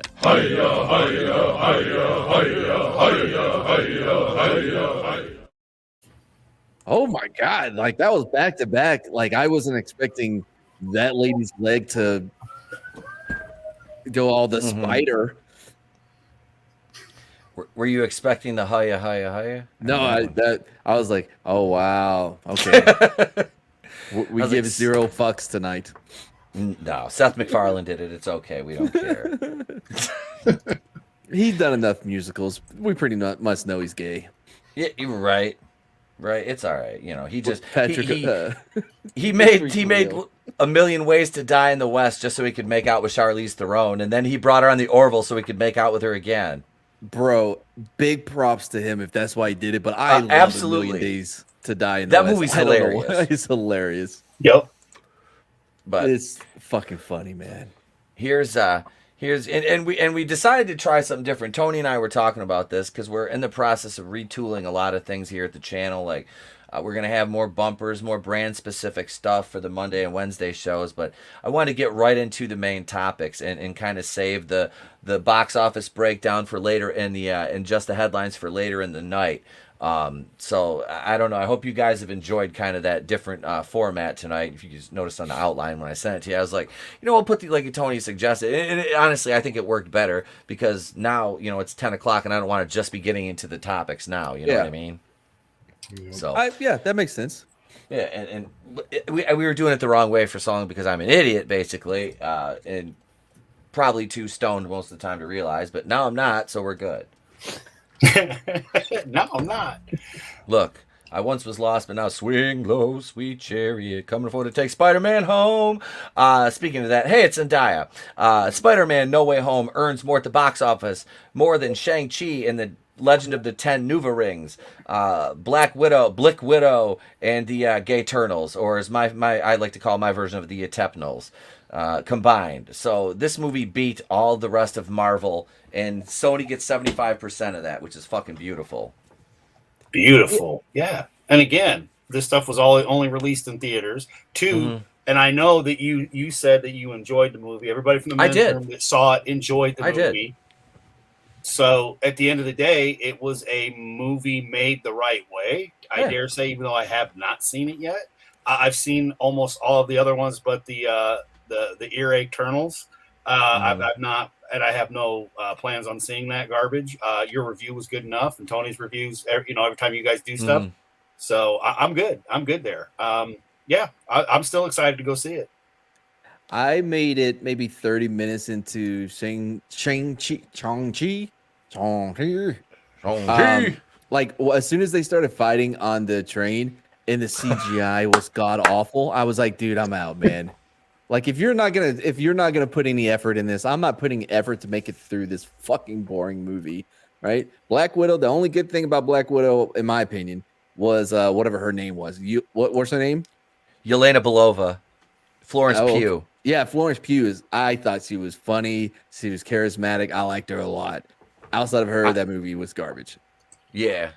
And Eternals, I haven't seen, but it's coming to Disney Plus January 13th. I can't wait. I'm not gonna watch it. As bad as Shang-Chi was, and like, bro, if you didn't like that bus scene, wait until 2 hours later when the fucking movie's still on. Yeah. Oh my god, that movie went so slow. It just especially dragged. The last 2 acts. Yeah. Yep. But then the Eternals. Oh Jesus. Like that's just a whole new level of bad. Yep. I gotta go back and remember what I had said, but it like breaks the MCU at a fundamental level. Mm-hmm. Well, you were talking about the way it treated like the stones and the lack of I don't know. It didn't pay any attention to the Infinity. It was stupid. I've blocked out even my own review. I know. So Bless you. Bless you. Thank you. Yeah, I watched the Eternals once, and I'm like, I'll probably never watch this fucking movie again. Like, and I say that, and I've seen Captain Marvel 3 times. I will never watch. It doesn't help that Trey puts it on and makes you watch it either. He did the one day he fucking. That's that what was he the third tells time I saw you. it. Listen. No, I was there, Red. When I was there, was like, there. He put it on and laughed at him and ran away. He walked over and fucking trolled Y'all, you. y'all don't understand. I have witnessed the real life of Etep Wakulian, like the other side, and like he is not joking. Like that little, because he's 6 now, right? Yeah, he's 6. Okay, that little 6-year-old runs this 40-something-year-old man. He does. Like, legitimately. And it's not meant in a bad way, and I'm not knocking him. It's funnier than hell, though, to watch. And he is the sweetest little boy. He really, really is. Oh, no, today, dude, I told him he had his school clothes on. I'm like, all right, go get changed. He goes, all right. He goes to his room. He comes out with body armor on, dinosaur slippers, a fucking a Groot mask, Infinity Gauntlet, and his 44 Magnum in his hand. What's the occasion? That's what I was like. I'm making dinner. I was like, that's an interesting outfit choice, but we can go with that. All right. I was like, fucking body armor, 44 mag, and dino slippers with a Groot mask. He's just like, yeah, what? Infinity Gauntlet in hand? Like, come on, Dad, what? I'm just like, all right, man, cool. He's ready to take on the world, baby. I ain't pissing you off today, bud. So I had a thought when you were talking about whatever. No, I know I did have a thought though. Like, so you know how with the MCU now they kind of like pre-make almost like a assembly line their action spots. Yeah, like they're right. Yep. They don't do that with Sony, right? Like at Sony with No. Spider-Man. Do you think that has to play a big difference in the quality, right? Marvel's so predictable. Like so Spider-Man No Way Home, we knew, without even seeing the leaks, you knew what was basically going to happen. And look at how much money this movie made. With the other movies, it was the same thing. We knew what was going to happen in Black Widow. We knew what was going to happen in Gay Eternals, and we knew what was going to happen in Shang It Burns When I Pee and The Legend of the 10 Trips to the Free Clinic. You knew that was going to happen. The end when the fucking dinosaur from Neverending Story comes in, the big doggy, and he's flying around fighting the fucking dragon. Wait, I'm sorry. See, now you're tempting me to go back and watch TV. Don't do it. Don't do it. It's not worth it because Aqua. I'm going to spoil it. Aquafina, who sounds like a 47-year-old New Jersey housewife who smokes 4 packs of Pall Malls a day and has an ass like a fucking pancake. It looks like soggy mashed potatoes in a burlap bag. Shoots the fuck. All of a sudden, she's a master archer and she like fires the kill shot on the big dragon that the fucking doggy from Neverending Story couldn't kill. I was waiting for the big turtle to show up and be like, slow down. Or like the owl, like how many licks does it take? Like it's.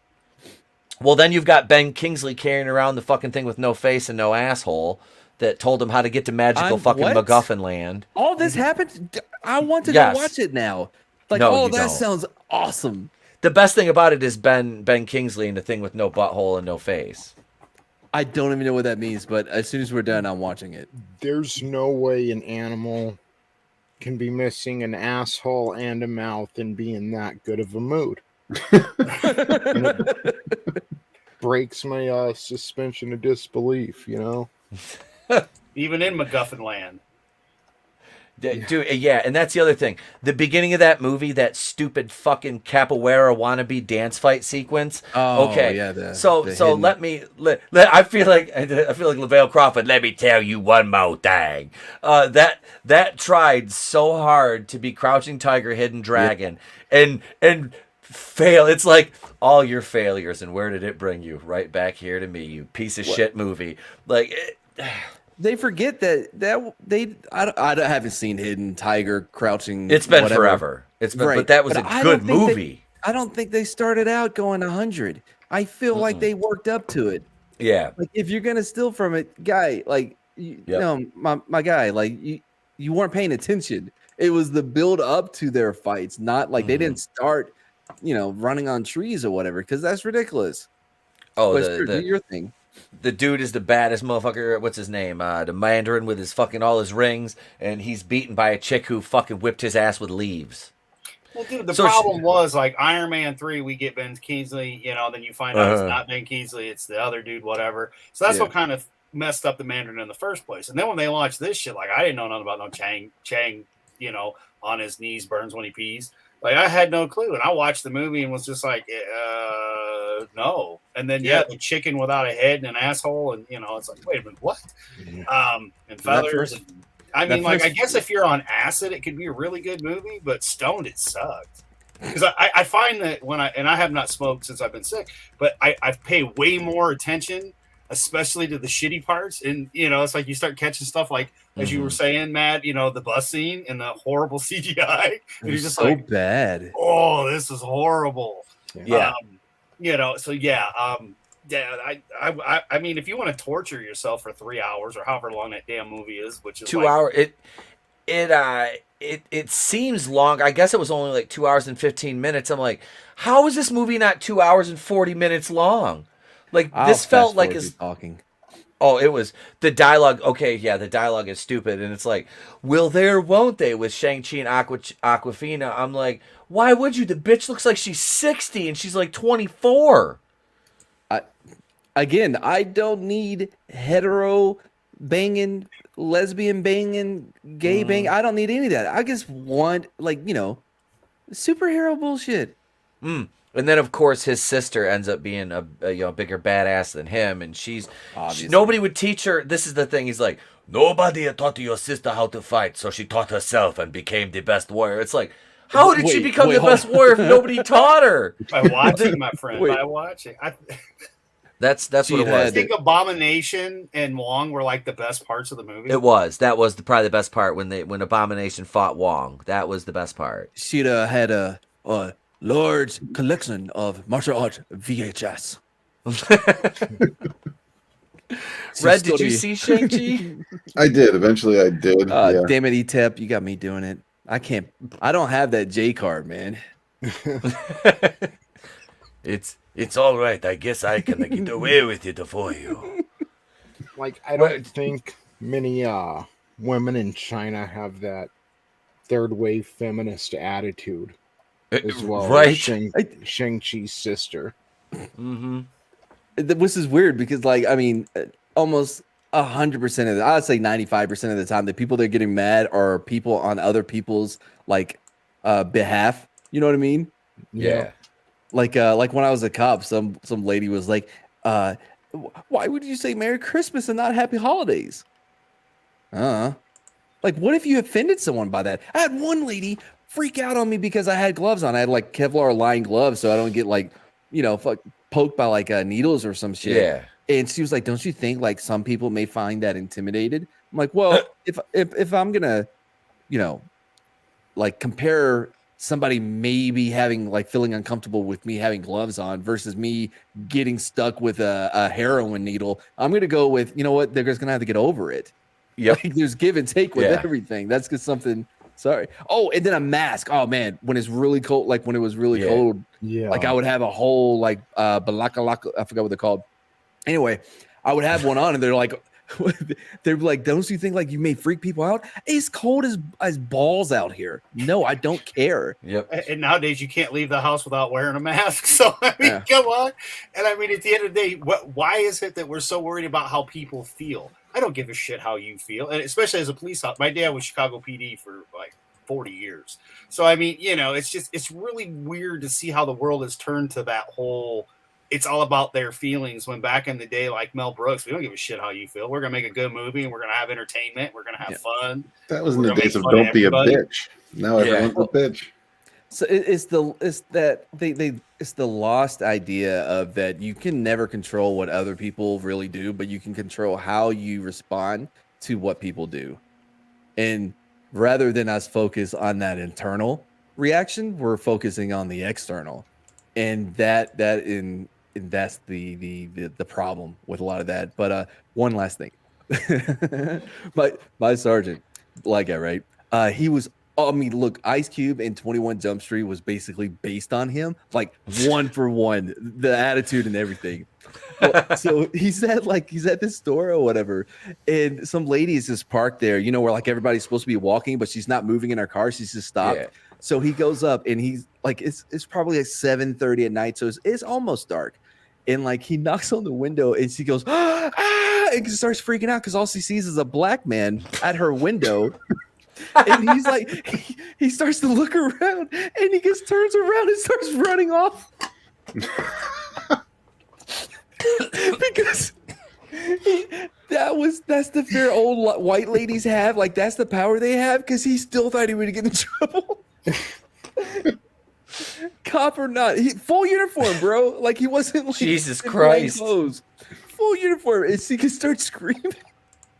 I thought you were gonna say he was in civvies or something. No, full uniform. Oh my God. Oh man, he elbowed some little kid's nose and broke it because he tried to grab the gun from behind. And just like by instincts, just elbowed him. Yeah. But no, anyway. Oh Jesus. So anyway, that Spider-Man box office. Oh right, sorry. That beat everything that Disney threw out this year. This from John Trent today over at Bounding Into Comics. Big shout out to John and the gang over there. Hey, look back there. It's Black Electro. Hey, why aren't you Black Spider-Man? Took an Asian wife. Anyway, Spider-Man No Way Home continued to dominate the box office with its worldwide gross now topping Black Widow, Shang-Chi, and the Eternals combined. I love how it says Spider-Man, Columbia Pictures, No Way Home. The latest Spider-Man film brought in 52.7 at the domestic box office in the last weekend of 2021, bringing the gross to 609.8 mil. It's worldwide to 1.3 billion, according to the numbers. Both Spider-Man No Way Home's domestic and worldwide grosses top all the other three MCU entries in 2021. You know, I was hoping in that scene where Zendaya fell and Andrew Garfield saved her. Had it not been for the fact that redeemed Andrew Garfield, I would have preferred if she just died, but you know, that's just. He's always been my favorite Spider-Man. Really? Yeah. See, I like Tobey. I've always been a Tobey Maguire guy. I mean, if you don't mind Peter Parker looking like a 45-year-old man, yeah. Like Andrew Garfield is pretty. He's better at playing Peter Parker now than he was then. Yes. Bro. Oh man, that wrecked me. That whole arc he had, and he had a whole arc in this movie. He did. He was wrecked great. Wrecked. What do you guys think about them? Tony, Red, Matt, and Adam. I want to start with you, Red. What do you guys think about them nominating this for like every Oscar imaginable this year? Well, really, this should be nominated for everything. They should win every category of every every nomination because it's the only thing worth watching the entire year. Yeah, that I can remember off the top of my head. I didn't see Ghostbusters, to be fair. So did you see Dune? I did see Dune. Okay, maybe Dune can have a couple, but it was dude. If Old Henry is not nominated for something, I'm gonna lose my shit. That was easily my favorite movie of the year. If y'all haven't seen it, Old Henry is a Western and not one woman in it. Well, there is one, but she's buried 6 feet down, but not one woman in the entire movie. It's all men. Old Henry, though, fantastic movie. Like, it legit my favorite movie of the year and the best Western I've seen since Bone Tomahawk. I need to watch Old Henry. You and Nano Reaper recommended that to me. Yeah. I gotta watch that one. Tony, what about you, man? All right, so I don't usually care about award shows. Like, I don't think I've seen one of their choices for like movie of the year and maybe ever. At least 10, 15, 20 years. Like, I really don't care about these award shows, but if I did, I don't know. It's weird seeing like Spider-Man at that smug event, so I'm just kind of indifferent. It doesn't matter to me at all because all of them people, it's just asking me if I care that a bunch of assholes like the movie too, I guess. Yeah. Sorry, not the most exciting answer, but it's just I honestly don't care about the Academy Awards whatsoever. Not many people do. Really. I don't watch a shit. The only reason I saw that Seth Rogen speech, what was it, at the Emmys last year, was because it came on right after something I was watching, and I'm like, oh, this idiot's talking first. I'm like, because it's like one of those things where you're a YouTuber and you know one of these celebrities can't help themselves, especially during the pandemic. And Seth Rogen's like bitching about protocols. I made a video about that. I think it's at like 300 or 400 views right now. Can I? It's old. I'm going Go to ahead. retract my answer because I know Kevin Feige cares about those. So yeah, I hope Sony wins some because I know he's been trying to get his hands on. They're pushing Black Panther and they've been Yep. trying to win some awards. So I hope like Sony gets some and Amy Pascal personally gets one. Black Panther being nominated for Best Picture when Oh, Logan God. wasn't. Get Yes. the fuck out of here. Are you kidding me? Yep. Even with kind of the third act kind of it's a little weak compared to the first two acts in Logan, but that movie is phenomenal. So fucking good. And oh man. Black Panther won Best Original Score, Best Production Design, Best Costume Design. Wait. Oh, no, that was nominated. Best Costume Design, Best Picture. It was nominated for Best Picture. Yeah. It won Best Sound Mixing and Best Sound Editing. Wait, it won 3 Oscars, it says? I thought it only won the 2. How many did Logan win? Logan did. Wait, let's see. Marvel Studios. Best Costume Design. Becoming the. Oh, yeah, it won Best Costume Design and then sound mixing and yada, yada, yada. Jesus. Yeah, like they're like, here's some conciliatory prizes because your movie fucking sucks. Like, They always do that, right? Like the good movie, with this being, even though I haven't seen it, like they won't let it win. You know, at the end of the day, it'll be something like they'll throw them a couple bones on the side, maybe. And should it? Like I said, I haven't seen it, but even what little bit of stuff I've seen and a little bit that I've heard, I can't really think of anything else that really came out other than like you were mentioning, like Dune, and that you could watch without even leaving your house on the HBO Max stuff. So yeah, I mean, what is the Matrix going to take it? The reboot of the Matrix? You know, I mean, it's like most of the stuff that I've watched, it's all your fault because I watch your channel. But I mean, like all the stuff that you've talked about in the chat, everything, dude. I can't see anything. Because if it's already beaten all the other ones and they're already letting you know it did, then I hope it wins every damn award to slap it in Disney's face.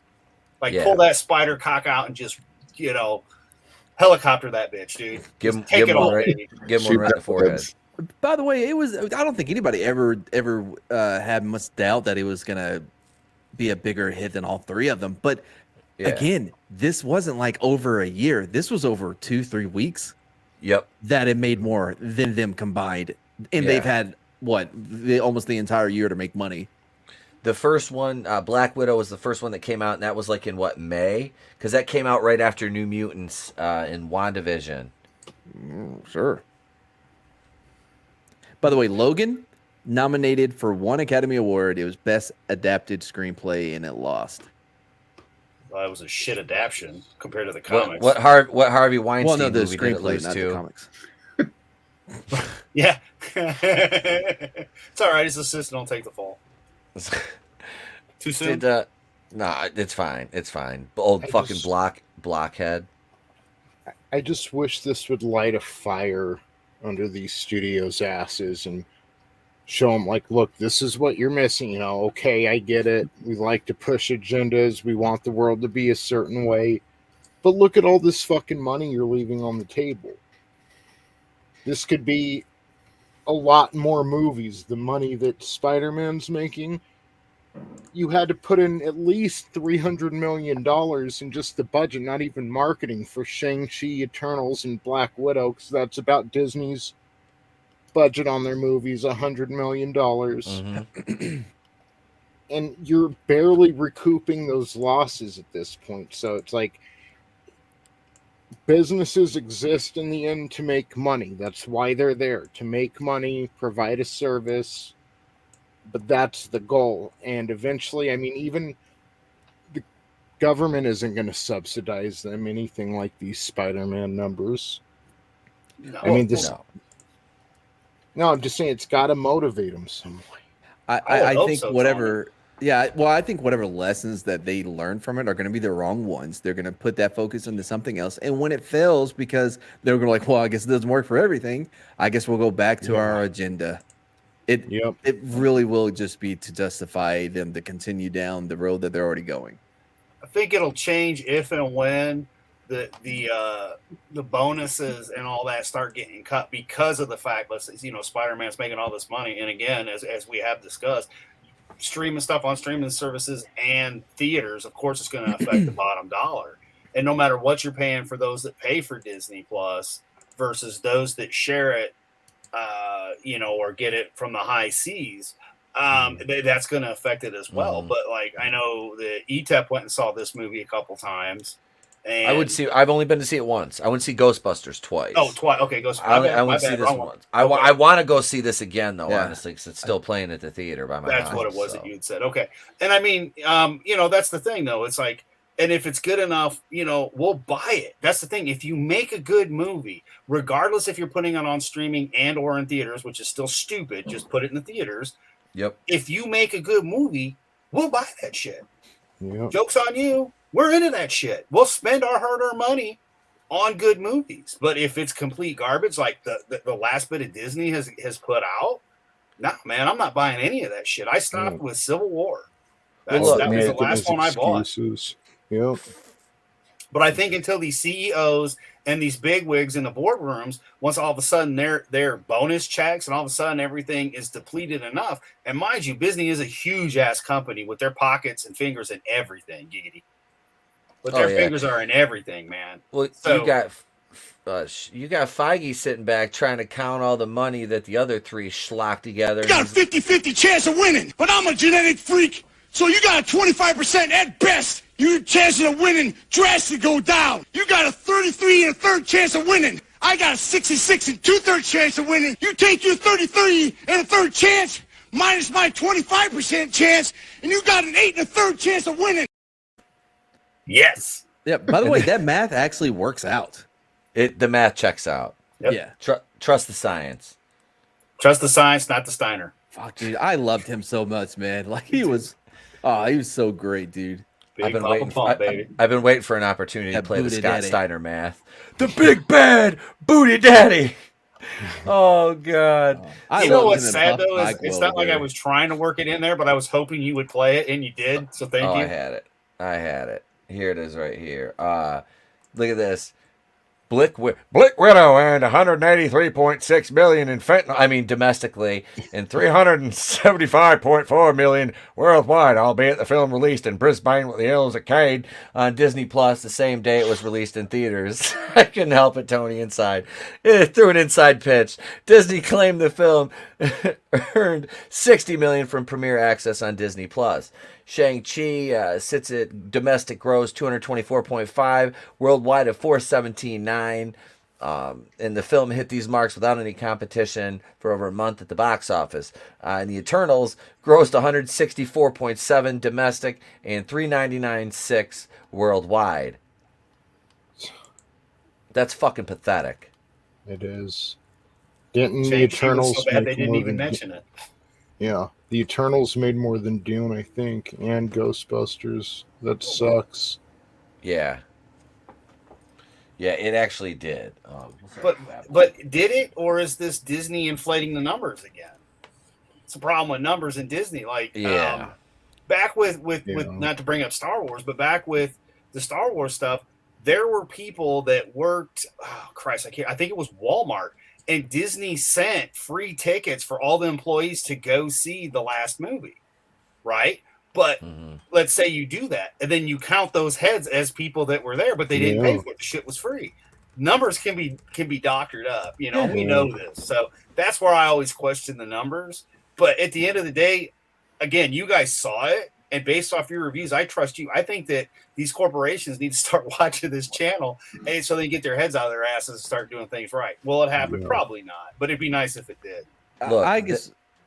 I was just gonna say they can watch us because I might talk a big game, but seriously, you guys throw some money at me. Corporations, listen. If you throw some money at me, I will sell everybody I fucking know out. Look, I will sell you my mother, and she's on oxygen. Look. Just give me some of that fucking sweet corporate money, and then we are after cut 2 from years, the same cloth. I would sell out so quick. By the way, because I was literally about to denounce fucking Adam down here and be like, "Listen, Disney Plus, that is not the opinion of me or anyone else on this panel, as far as I know. We have complete trust in you, in your the path that you're on. We don't think Disney Plus is a failure. What with you basically giving it away for 30 cents in India, that's not going to haunt you. I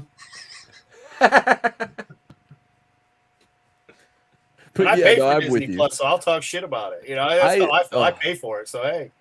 I will sell out so quick, bro. Yep. But I'll do it like I'll still be honest about it. Like, I'm not gonna lie to you. Yeah, I sold out. Yeah. Well, yeah, you should buy this product. Did you turn your back on everybody? Yeah, I turned my back on them. You see how much money I'm worth? Yeah. You mean those gross poor people? Of course I did. Let them eat cake. But that was nice. I bought him McDonald's chicken nuggets before I left. I was like, here's $5. Clean yourself up like Stewie after he beat Brian with the golf club. Oh shit! Man. I was like Crombopulous Michael. I have no morals. I have no code of ethics. I'll kill anybody, anywhere, anytime. Jesus Christ! Here, just say hi, fat boy. Just say hi. Hey, there. Manscaped, if you got a beast. Manscaped, if you got a new one coming out, like a 4.0 or whatever, let your boy know. I'll start trimming again. They do. The ASMR chick I listen to advertises it. Hey, the Weed Whacker 4.0. What's that game called? Fuck me.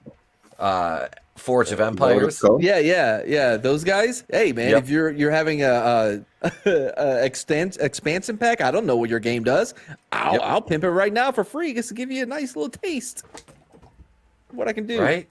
Hey, goblins, buy that game. How quick do you want me to sell out everybody? I'll do it. What up, Paulie from Latino Slant? What's going on, brother? Welcome. So let's see here. Where are we at with this one? So we know Spider-Man. Look at this. 572. Anyway, if you add up all the film's domestic gross totals, you get 572.9.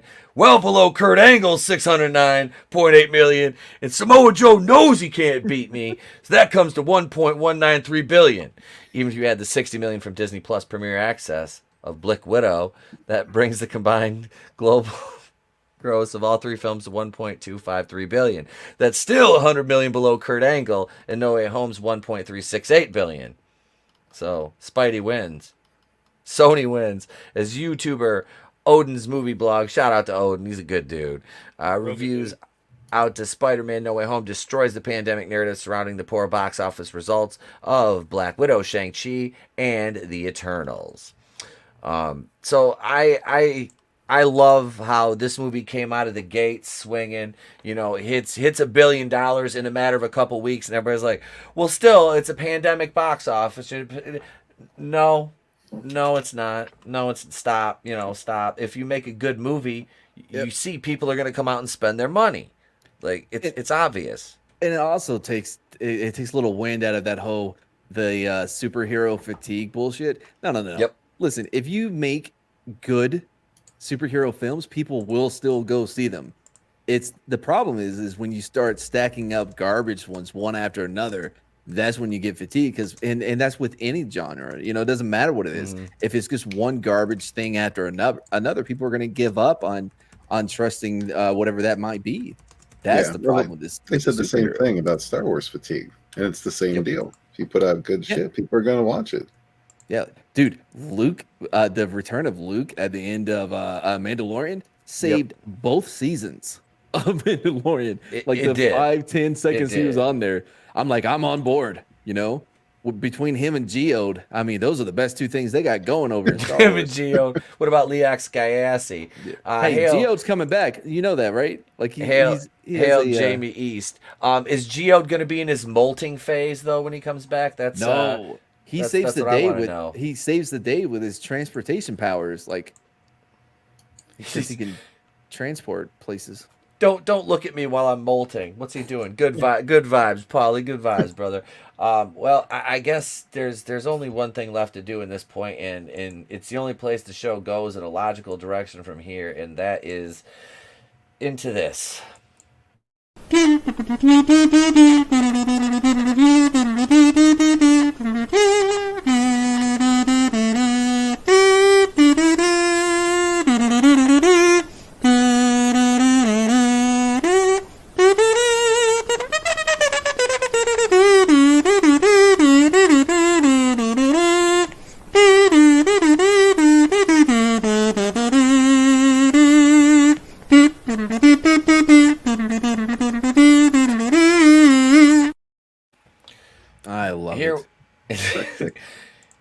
we are right here on the direct Thor 4. Tessa Thompson looks gorgeous in new Valkyrie armor photo. Hey. She, you know, Valkyrie is, well, I do have a, before we do that, you know, I do have a drunk Valkyrie gif. It's, you know, and it's one of my favorite ones because it's always like the exasperated gif you play. It's just, this is, and I think that's a good representation of Tessa Thompson's career. I don't know. I mean, look at Men in Black International. Tessa and everything Thompson. Yeah. Yeah.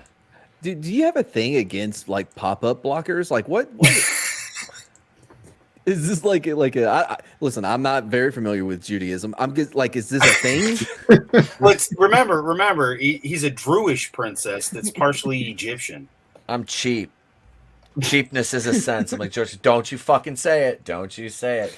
I know you're thinking it. Here, you know what? Here, you know what? Let's just we'll all have a fucking laugh at the same time. Let me find it. Here we go. Are you ready? 1, 2, 3. There you go. That one makes me uncomfortable, and I'm not even sure myself. Whoa, I don't want to get caught by association. Too late. You're too late. There you go. Take that. You're an anti-Semite. I'm calling the ACLU. So here's the picture of her in her loving Thunder from Down Under armor. Where the fuck did it go? Here, it was in here somewhere. Jesus. It was from her Instagram. She looks gorgeous. Does she? No, not really. Where did they? Is this it right here? Let's see. Yeah, here it is right here. Hang on. There we go. That's Mike. Like, you don't even have it in dark mode. What are you doing over there, Etep? So she's trying to dress up like China? I guess. I don't know. I don't know. See, it looks like the armor from Mass Effect. Remember the ones with like I forgot. It's like shield for like boost your shield. I guess nobody plays Mass Effect. Okay, never mind. Mm-mm. But it had like the bolt things. Like it would like be Tony would be I the biggest gamer out of all of us. Oh, that's great. ETEP is still with the Nintendo 64 and stuff. Yeah, I was playing a fucking Sega Genesis yesterday. Oh. Super Nintendo, Sega Genesis. You know, when I was dead broke, man, I couldn't picture this. No, nobody knows Biggie Smalls. What? Nobody knows Biggie Smalls. God, fucking white No, people. I'm third. I know, right? What's wrong with these white Oh people? no, dude, yo, I'm third coast though, man. Come on. No limits, hold. Oh shit, Bourbon and dude. Lax, man. Bourbon and Lax is one of the greatest tracks ever, dude. Oh, so honestly, the only thing I find impressive about this picture is her arms, and outside of that, she has a massive forehead. But this is, I don't know. Like I said, they showed that the other where's the other image? Wait. I don't know. Real quick though, is she wearing her dad's tie and is hanging down by her crotch? It kind of looks like that, doesn't it? Like a clown. And tie. did her dad have like comically large ties that he went to work in?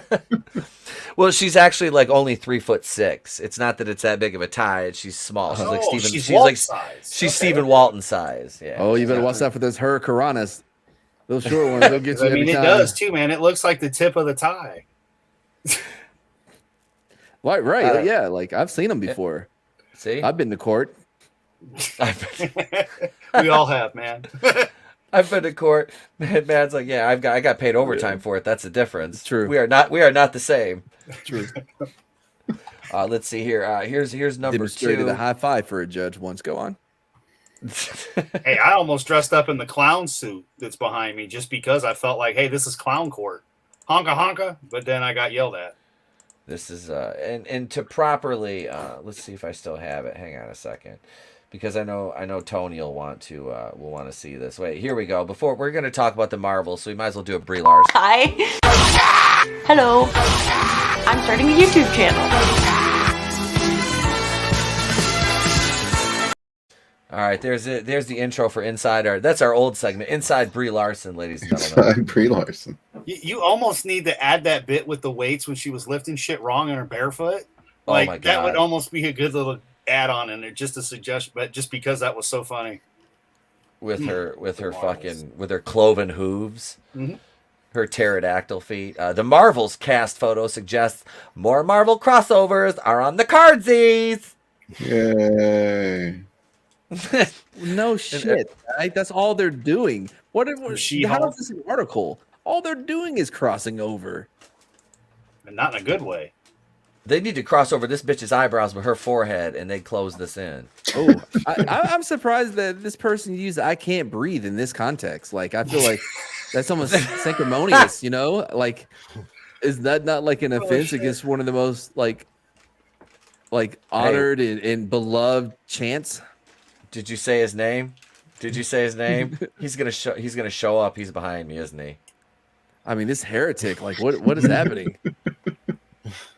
Hey, look, everybody! It's Saint Florida Fentanyl. He joined us. I believe that I can't breathe. Maybe the equivalent to Hail Mary. Like I'm not Catholic, so my knowledge of Catholicism is a little, weak. But I feel like they would be equivalent in some way. Okay, maybe so hands up. Hands up, pants up, don't loot. Was it pants up, don't loot, or hands up, don't shoot? I can't remember. Something like that. Something like that. It's like, hey, look, if you're going into CVS, make sure you say under $950. All right, That's right. Yeah, just stay under $950. That's their tithing.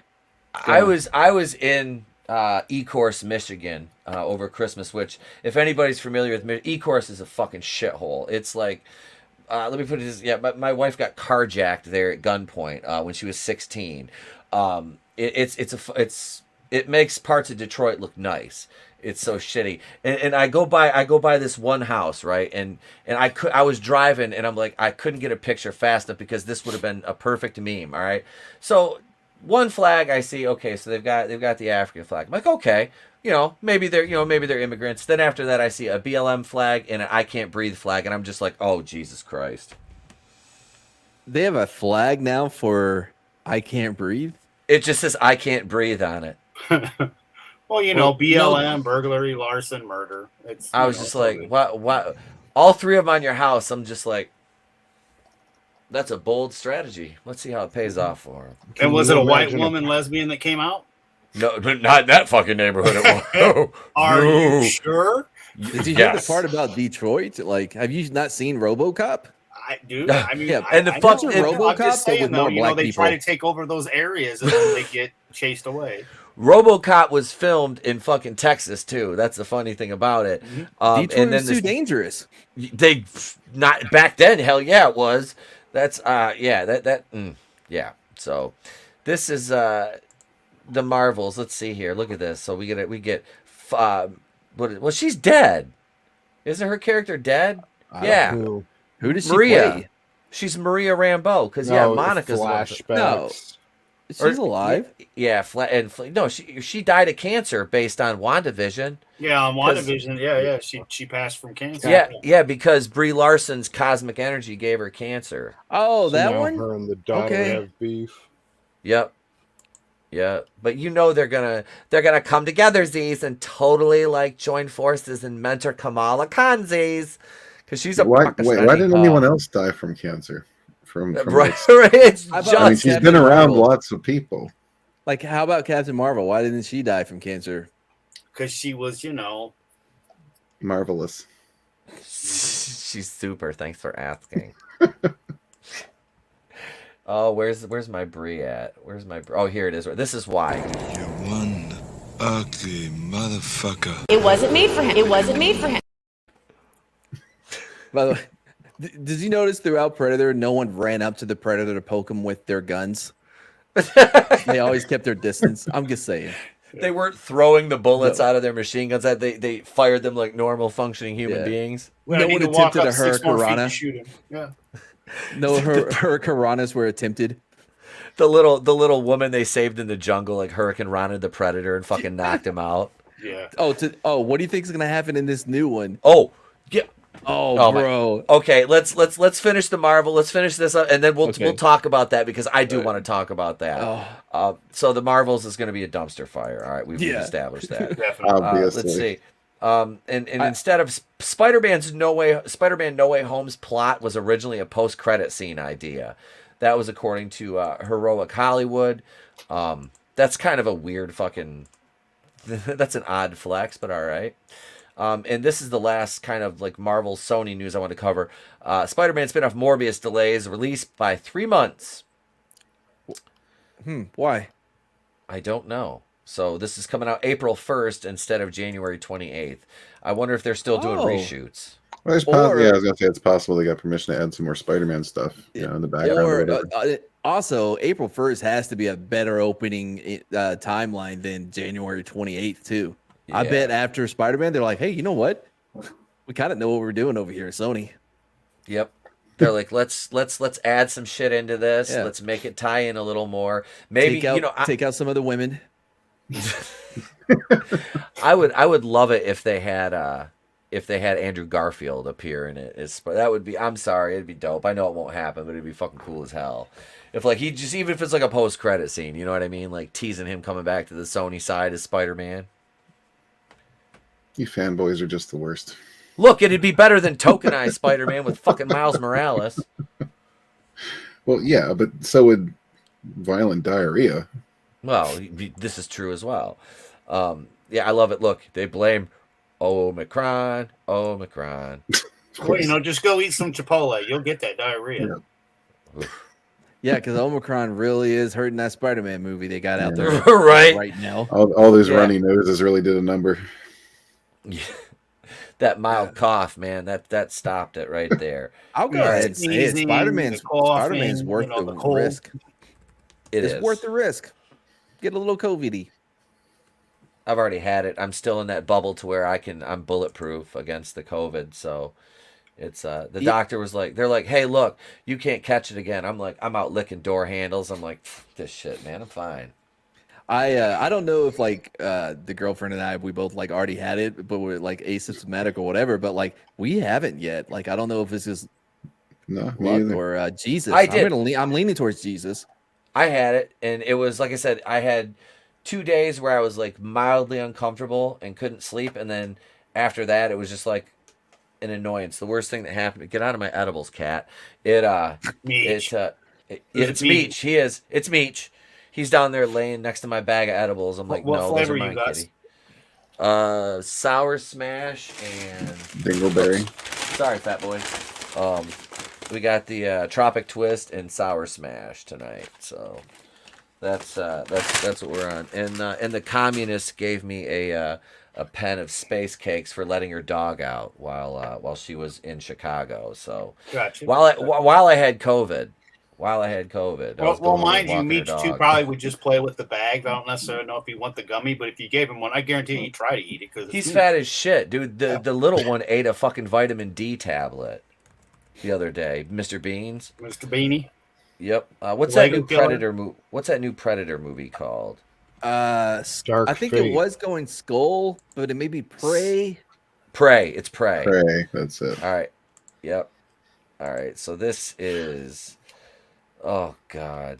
So I didn't even see the other reboot that they made of the Predator. Look, I love Shane Black. I'm a big Shane Black fan. Kiss Kiss Bang Bang was great. The Nice Guys. Like I like all of his stuff, but I felt like the studio really constrained, Shane Black with that movie. Like there was elements of him, but it didn't really feel like it didn't take place at Christmas like all Shane Black movies do. That's a hallmark of a Shane Black movie. Yeah, so from the jump, I'm already like, what are y'all doing here, studio? By the way, you can see all the faith in like confidence they have in this movie as it being released on Hulu. Yep. Remember, Disney owns a good portion of Hulu. Well, my whole thing with the series, because it's going to be like a 17-year-old Indian girl who is not allowed to, be a warrior in her tribe because she's a woman. So she is going to defeat the Predator with primitive weapons when teams of trained mercenaries with the most high-tech weapons couldn't stop it. So, but here's the thing, though, ETEP, you bigot. They covered this by saying that, the Predator would never fight a 17-year-old with a bow and arrow with the same equipment that he would all those Marines. He'll downgrade his equipment to make it a fair fight because they're not in to slaughter people. they're in it for the thrill of the hunt and to have a challenge. So, he's going to be bulimic. He's going to he's going to take off all of his armor. At first, I was going to say, is this Predator a metaphor for Harvey Weinstein? I mean, I don't. But I'm not lying, though. I don't know about the bulimic part. I don't know their diets. But what I'm saying is, like, they're going to downgrade all of their weapons and stuff so that this 17. I mean, I don't know how low you would have to go to give a 17-year-old chick with wood weapons a fair fight. But I swear to God, if we don't get a Hurricanrana. She'll do a Hurricane Run at some point. This is Predator fans may have something new to be excited about. Streaming giant Hulu is creating a TV show based on the beloved science fiction horror franchise. The news was reportedly confirmed by an inside source. Yes, my inside sources. Wait, real quick. It's a TV show or a movie? I thought it was a movie. I think Prey is a movie. This might be something different. Hang on. Oh, okay. You're right. Yeah, because it's like, this hasn't been officially verified by Hulu. So they're doing a TV show too, huh? Yep. That kind of works. Yes. Like each episode would be a predator in a different time, like fighting pirates, female pirates, or fighting like Spartans, female Spartans, or fighting like I don't know, Canadians, whatever. It doesn't matter. Mounties. Are they going to call this one Hollywood Elite? Oh yeah, so it's the movie Prey. Prey is the that's the here it is right here. This is the latest articles from a month ago about it. There she is right there. Hang on, let me switch this up. We'll share that. This is I think Amber Midthunder is her name. Sure. I did a video on it, but yeah, this is an image. I like to give myself names too. Well, all names are made up. Come on, Tony, don't be a dick. That wasn't Tony. That was Red. Well, y'all both have that very, excited sounding voices. It's easy to mix you two up. Well, Mid Thunder gets me going. Right? I like those Mid Thunders. Prey, which is set in the Predator universe with an indigenous woman, an Indian woman, as its lead, will stream a feather Indian, one of the not the not red dot, not to be confused, yes, with that one. Will stream on Hulu in the United States in summer of 2022.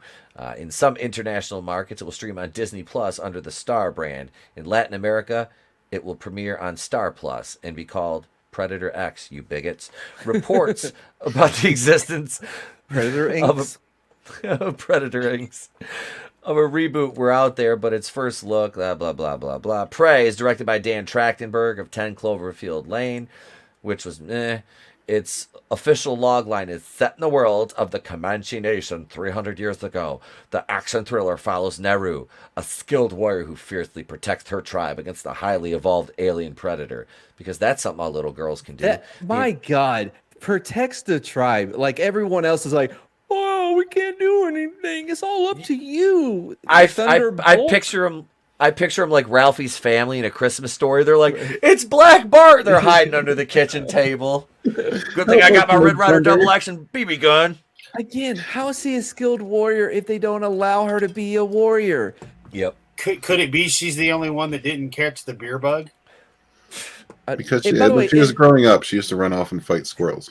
Oh no! Listen, unlike Chung-Chi or whatever the sister was, this one does not have the VHS collection of the martial arts films. Completely unbelievable. Yeah. She watched Miami Connection a bunch of times. And how is she going to defeat a predator when she couldn't defeat a bunch of Europe boys on a boat? Etep, I will freak out if Thunderclap grabs the predator grab the predator by his nose or whatever equivalent it has with her toes. like in Miami Connection. No, don't be gross about it. Miami Connection. But that's what I do. Like YK Kim. Yep.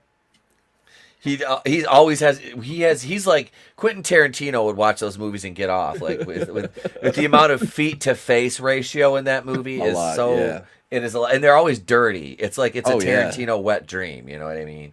Dirty feet. Yep. Yep. I haven't watched a Predator movie since 2.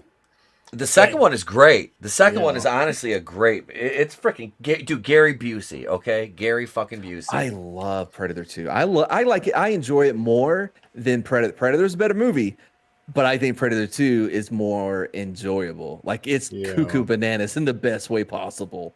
Yeah. Yeah. Because the Alien versus Predator movies, I don't count as Predator movies. No. Those were and the one with Adrian Brody was okay. That was he right, was but the biggest problem. Yeah. Yeah, that nose. Easy on the nose jokes. Did they not have HGH when he made that movie? Like, why did he look like he just came off the set of The Pianist? Like he still had the arms of a piano player with that giant gun that did not help make his arms look any bigger. Like, if you're gonna have have a smaller gun. You know what I mean? Like, come on, guys. Aesthetically, like, this is not pleasing. Give him an Uzi or a 9, just or 38 snub nose maybe. Give him a snub nose. It was Saturday Night Special there. Did anyone suggest him doing 10 or 15 push-ups before the next scene? Like, I mean, anything. No, I don't think they did. They were just like, it'll be fine. It'll be fine. It's all fine. Damn right, Frankie. God. Amber Midthunder plays. It's not clear whether Prey will be released in theaters. The Predator franchise began in '87. The 2018 one was. I didn't like it. I didn't like it at all. I haven't seen it yet. It's on the list. No, didn't like it. But yeah, so Amber Midthunder. This is her right here, baby. This is Amber Midthunder. We're not seeing what you're seeing if you're seeing something. Is it? If that makes sense.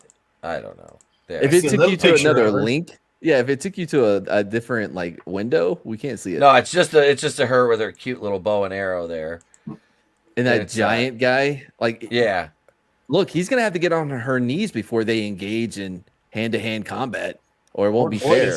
Yeah. I mean, she does have that spear. Is she gonna chuck it at him? He'll still whip her ass. Oh, I bet he has to have a bell. She'll still whip his ass. I bet he has to have a bell so that she knows where he is. So he can't sneak up on her. You got to make it fair, like He's got to yell Marco. But will they change the Predator to a girl, so it's a girl-on-girl action? Because they love the lesbians. No, they're gonna keep it a man because it would mean more for her beating a man predator. Yep. They're gonna do everything they can to say that this predator is like on the same level as the one in Predator and Predator 2. Yep. But would it be funny if at the end the Predator gives birth because they had coitus? I mean, I'm just saying. I mean, that's the way Hollywood's going. Didn't that happen in one of the Alien versus Predator movies? Like it got infected, like it got impregnated by the aliens, the xenomorphs. One of them did. Yeah. But no, like maybe like I don't know, like my roommate when I was in college, he had a ferret. Oh, I hated that thing. But he like taped up his paws one time, and it was like trying to run through the kitchen with his paws taped. Like, are they going to do that to the Predator to make it even? So like he's kind of like slipping around and shit. Like I'm just trying to come up with ideas of how to make this a fair fight. I'm running out of ideas. I'm running out of ways to. I'm down to running out of Ewoks. Murder bears. Yeah. Bring in the murder bears, baby. Tiny little murder bears. No, he's not going to be able to use the plasma weapons. Reaper. When they won't he wants let him. he wants a fair fight. Doesn't that kind of suck for the viewer though? Like, They don't don't you care. want to see the cool weapons? This is Well, I mean, like there'll be a SEAL team or something out there that'll kill, but then it'll be focused on her because Do we got some measurements? Like how tall is this? How tall is she? Yeah. I'm guessing damn, dude! Look at that guy's look at that dude's most. Klingon ass forehead. Well, maybe he is part Klingon. I fucking think he is. Let's see. She's 24. Let's see. Hang on a second here. Height and weight. Let's get her stats pulled up here. All right. she's 5'2" and 80 pounds. Are you making that up? Yeah, I'm making it up. Okay. I'm just getting beat up time. 5'7", 121, 32, 26, 32.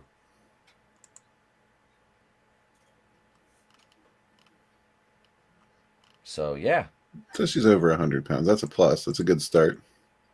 Yeah, because that 7 or 8 foot tall fucking predator only weighs about like all that muscle he has. That's just for show. That's not to get anything done. Those are just beach muscles. Yeah. He's like 165 at most. So that's all actually armor. He's going to strip all that down, and he's going to look like Adrian Brody. Yeah.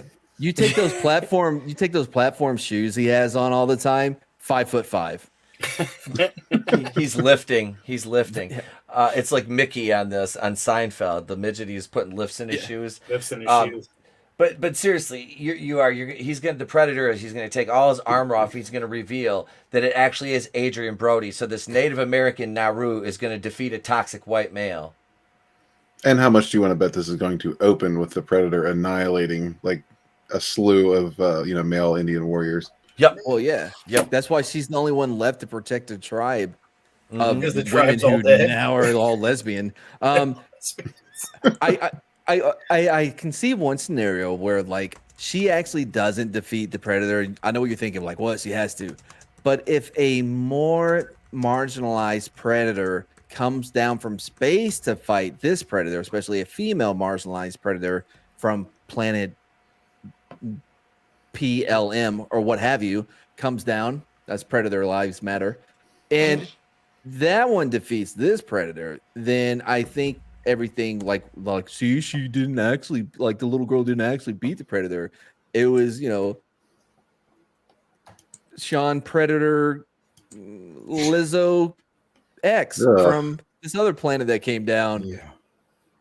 Like, ladies, okay, number one, when the opposing force would defeat all the men and raid the village, yeah, the women would defend the village and they would fight. But there's a reason why guys go out and do the hunting and protecting and women stay home. And that reason is because if you got 100 people in your village, 50 men, 50 women, and 49 of those men get wiped out, your village still has a chance of surviving because that one man can impregnate multiple women. And this is on a fundamental, just basic human level of survival. If you send the women out and only one comes back and you've got 50 dudes, your civilization is no more. Yeah. So it's never been a and question. It's nothing but butt sex from there on out. Yeah, Double that's a negative. hell of a porno, right? I think I speak for everyone. Yeah, I think I speak with everyone. We're all fine with the butt sex. That's not the problem. The problem is like, the future, like these trees we're planting that will never be able to sit under the shade. Like, who will be able to? Yeah, exactly. That's why we have to sometimes, even though we don't want to, we have to have sex with these women instead of going to play volleyball with the bros. Yeah, exactly. Kenny Loggins. That's right, man. Playing with the boys. Couple red dogs. Fuck yeah. Hell yeah. So yeah. Do you watch Top Gun when you do it though? You live it. What are you talking about? No, remember, Red, it was Brokeback Mountain. Right. Well, that was one scenario. I'm assuming this happens regularly. This happens all the time. Yeah, it's crazy. Matt makes a lot of Top Gun references. Matt makes a lot of Top Gun. A lot of shirtless male volleyball players running through Matt's mind. It's okay, bud. It's all right. We're not judging. It's okay. Yeah. Look. Another monster's right, by the way, is another monster said, so it's not so much that men rule, but that being a man rules. That's why women want to be men so bad right now. But then then one of us becomes a woman and just dominates at everything. What? Oh wait, that's what I meant. Oh no, that's yeah. So that's what I was thinking in my head. My point was, it's never been a question of like whether you're able to or capable, or we don't think you're capable, stay home. It's like literally we'd like to have another generation. We'd like to pass this on. Right. That's just kind of what it is. We don't. Well, up until 2016, we didn't decide our lot in life as far as what your sex was, if you were a male. And look, being a male isn't easy. No, women can't do it for sure. Ask Jack Murphy. But Tony makes a great point. Like if you look at like when they opened combat arms in the military to females, guess who weren't jumping in joy and joining? Females. The people who were pushing that were all people outside of the military that it did not didn't affect. Like there haven't been like this mass, like, you know what I mean, like a move for female service members into combat arms, because like no, I've seen what happens. I'm good. You know, right? They saw G.I. Jane and said, "Hey, we need to push for more women rights in the military." Yeah, okay, but oh man, I don't want to get too much into it. But like even like with the Rangers, they keep lowering the standards just so that a chick would finally make it, so they could say that a chick made it through Ranger school, like the SEALs. Yeah. I don't know if they're gonna do it. Well, they probably will. I doubt it. I doubt that. We'll see.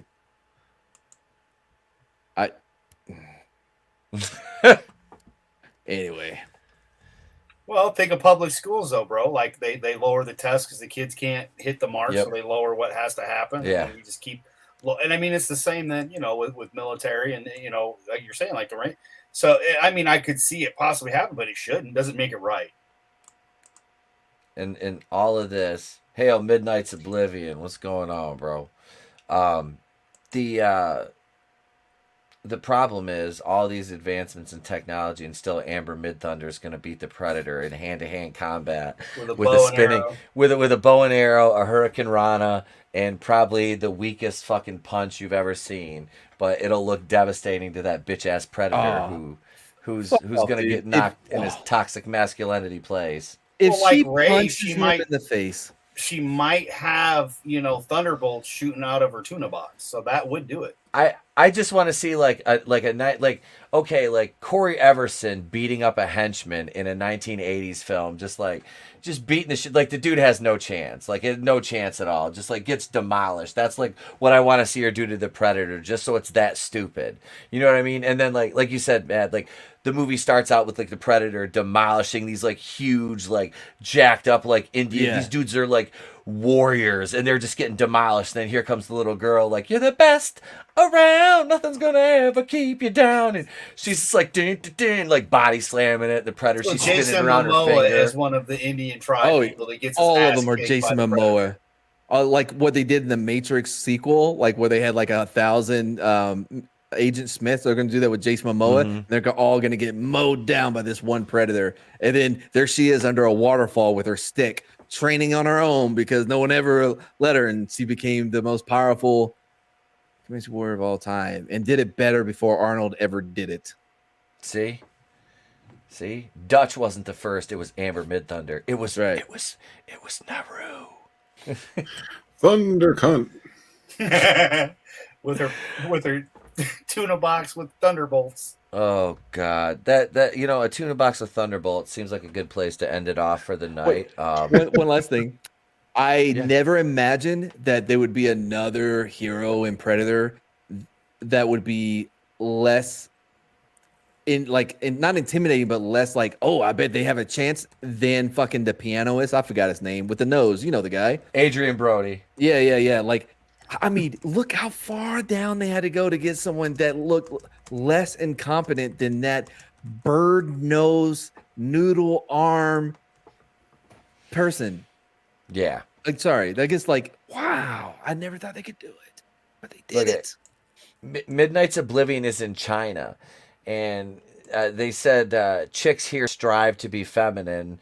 The way it used to be here. You know what I mean? Like, now it's like the chick who, I don't know. It's fucked up. It's like, just look androgynous, I guess. I don't fucking know. These fuckers are weird. Like, that must be nice, though. I mean, that's got to be at least one good thing about being in China. It'd be like your women aren't trying to be dudes, you know. So that's a fucking bonus. That's always a bonus. You don't have to worry about those. Oh man, what are they called? It's too close to the N word for me to try to guess.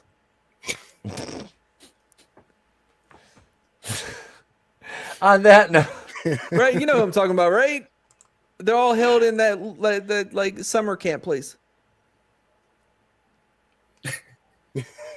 You've got to do better. Where's the little kid at? Come on, where's the little kid at? That's racist! It's not. I'm not saying it because I'm not racist. That's why I'm not trying to guess at their name. It's just too an close inside to the N-word. Hold on. Let me see if I still have my N-word card from my stepdad. Let me give it a shot.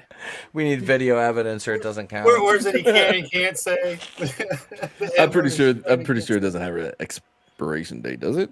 Where's the list of banned words from the FCC that I can't say? What's that? The Federal Color Commission.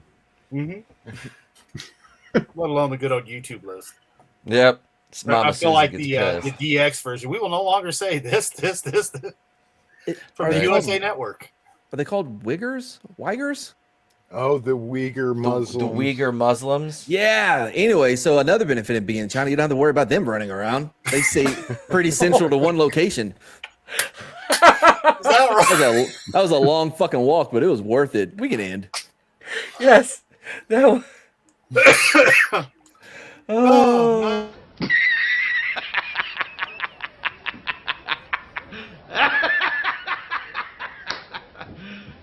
You serious? But I feel like you get the Jameson laugh one too, but you also get the Michael Scott one. Why are you the way that you are? Hi. But thank you, man. Hey, this has been a blast tonight. The chat, you guys are great. Leo Raylo's in the house. He just showed up. Leo Raylo. He's got that name just to troll me. Midnight's Oblivion, Glinzer, Nano Reaper, Chris Fisk, Frankie Knows, Brutal Morningwood. I can't read this. Is that fucking? Oh, you want me to try? Russian? Is that Russian? There's another bot. Tommy the Guinea Pig Collective. Manliness and Motivation. Thank you all, man. Who else is up in here? Let's see. Nano Reaper. The lovely Jamie Sherry. Yep. Go ahead, Tony. No, I was just saying. Oh, okay. Keely Chow. Yep. What Parrot about Head, Parrot Head, Glinzer, Godzillionaire? I think was here. Yeah, there's Jamie right there. Zacharot 315, Latino Slant. Paulie was up in the house. This time in the Guinea Pig Collective, we mentioned him. It's Rogue Week, so be sure tomorrow night over on Supreme Heretics channel, Drew and Wes Moody will be interviewing Lara Logan from Fox Nation. So she will be on with Drew at 6:40 Eastern tomorrow. Draven's in the house. Thank you, sir. He says, great show. Appreciate you, man. Clone Geek in the house. Yeti Cast. Blue Teddy. Blue Teddy Narrations. I said Parrot Head, purveyor of memes. Let's see. I'm scrolling back as far as I can here. Thank you, Aldo. I do got, like I said, Godzillionaire.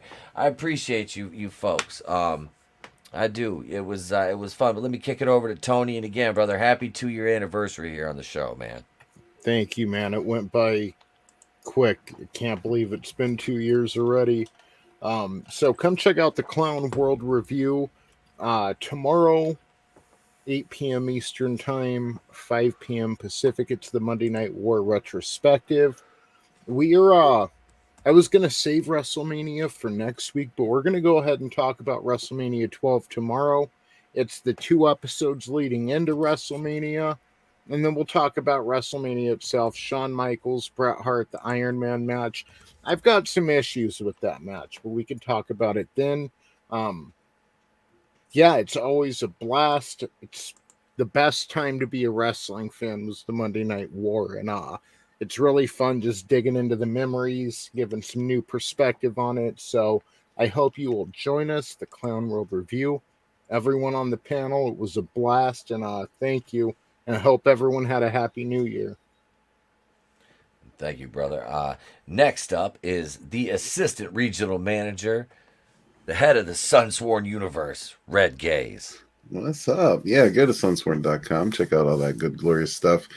Thursdays, we do Rogues Gallery over at my channel, where we just meet some creators and talk to them about their projects. And I'm going to try to plan something a little special for this one. So come on over Thursday at 6 o'clock Eastern. This is Rogue Week, so be sure to check all this stuff out. ETEP's got another show on Wednesday. Tommy and Drew, or no, Tommy's Thursday. Tommy's Thursday as well. Be sure to check out Drew's interview tomorrow. That should be a good one. And yeah, just all the awesome rogue shows that'll be coming up. So yeah, just stay tuned. I'm sure you'll be hearing more about it as it progresses, and hopefully there's a dump this Wednesday because we missed it on Saturday. Right. Yeah, he was down with the vids. Yeah. I'm not sure how his bid's doing. He's doing good. He's about 80%. He said. I talked to him earlier. Cool. Good. Well, thanks, Red. I appreciate it, brother. Absolutely. And I'll go to this guy next. He's filling in for Vinny tonight, ladies and gentlemen. Yeah. Aquaman. I'm pretty sure for the last time after that last thing I said. Yeah, no. So tomorrow I'll be on Toxic Tuesday with Nick over on his channel. We're doing Goodfellas, and I have something pretty special planned to kick that one off. Wednesday we'll do Street Smarts. We've been watching these old social videos from like the 1940s. Last time was like about sex, but it was like, oh, you're gonna wait until you're married, you see, and all that crap. Like, and it was great. Yeah, we got that Wednesday, and I got other things on Wednesday. Yeti and I, you know what? I'm not gonna say he didn't even bother saying hi to me while he was in the chat. So fuck him. I'm not promoting any of his stuff I do with him. He can piss off. He's Canadian, anyways.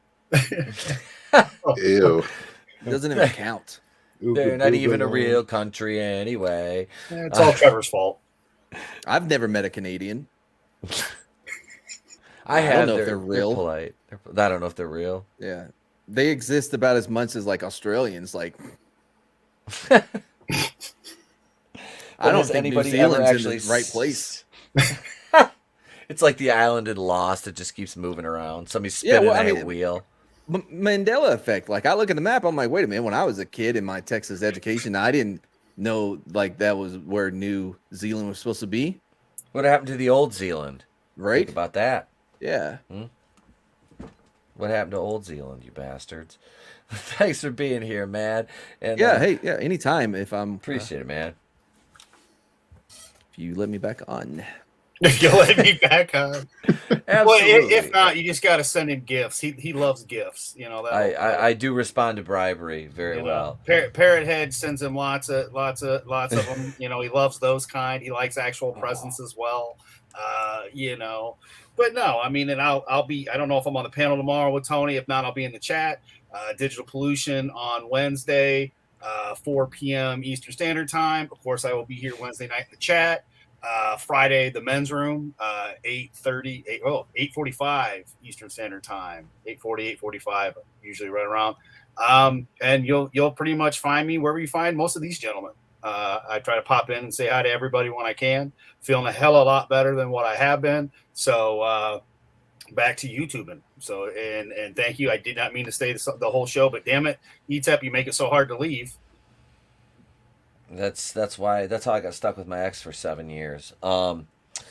Yeah, thanks for being here, man. And in this panel, in this chat, you guys are awesome. I appreciate each and every one of you. I'm Itepokuyan of the Place to Be Reviews. Go on over, check out the Teespring store. Just go over to Teespring, search Monday Night Going In Raw, the Place to Be Reviews, and get a shirt. You can get the Place to Be old school logo. You get the Going In Raw, no protection required hoodies, tank tops, leggings.